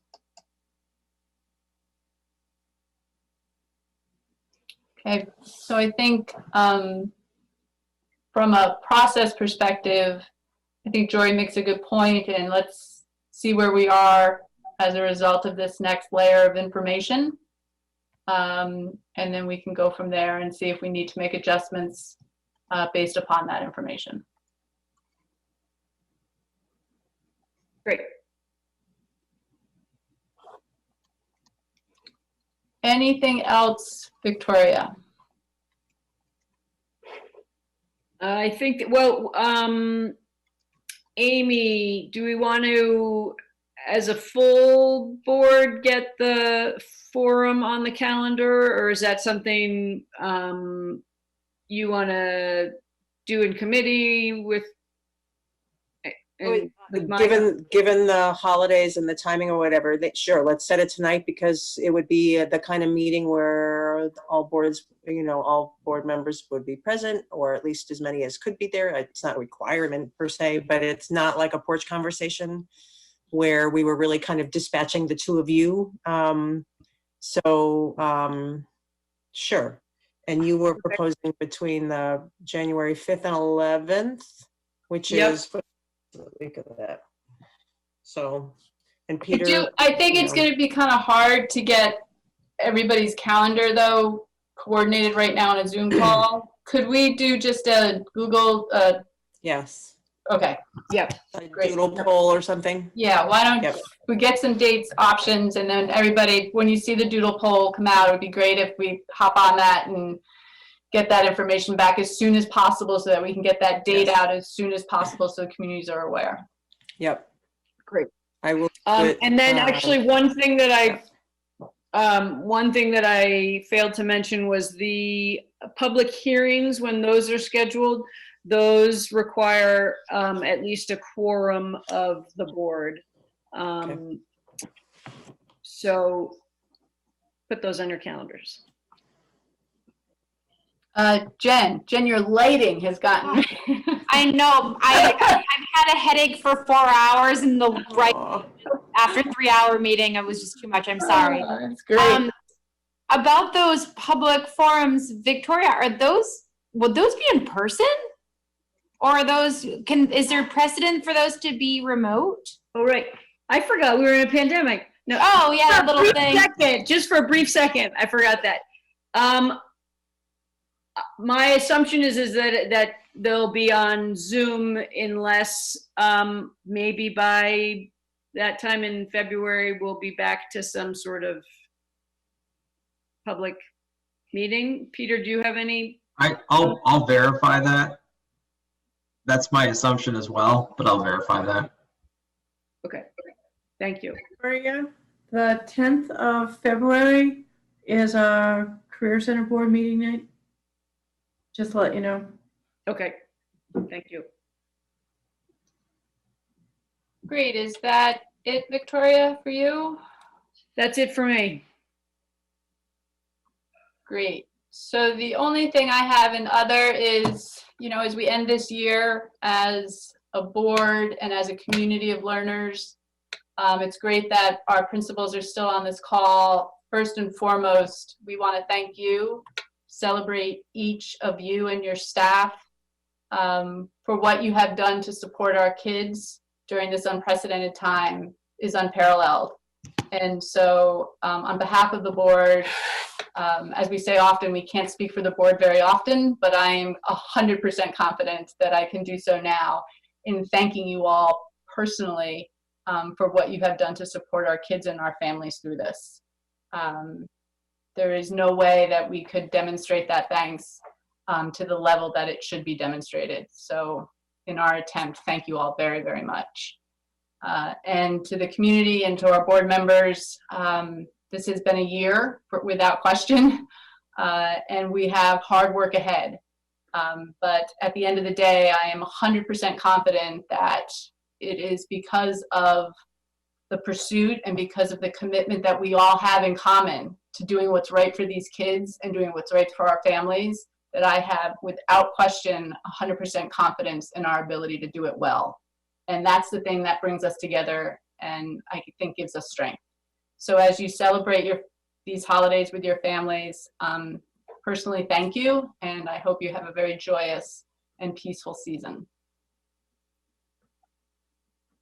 And with that, I think we have an opportunity to adjourn. If anybody would like to motion that, it is almost 10 o'clock. Suzanne, that hand went up very quickly. I noticed that. My eyes are shutting. I'm having trouble typing. Second. Happy holidays, everybody, and have a great, great, great new year. Thank you all Thank very you. much. Take care, everybody.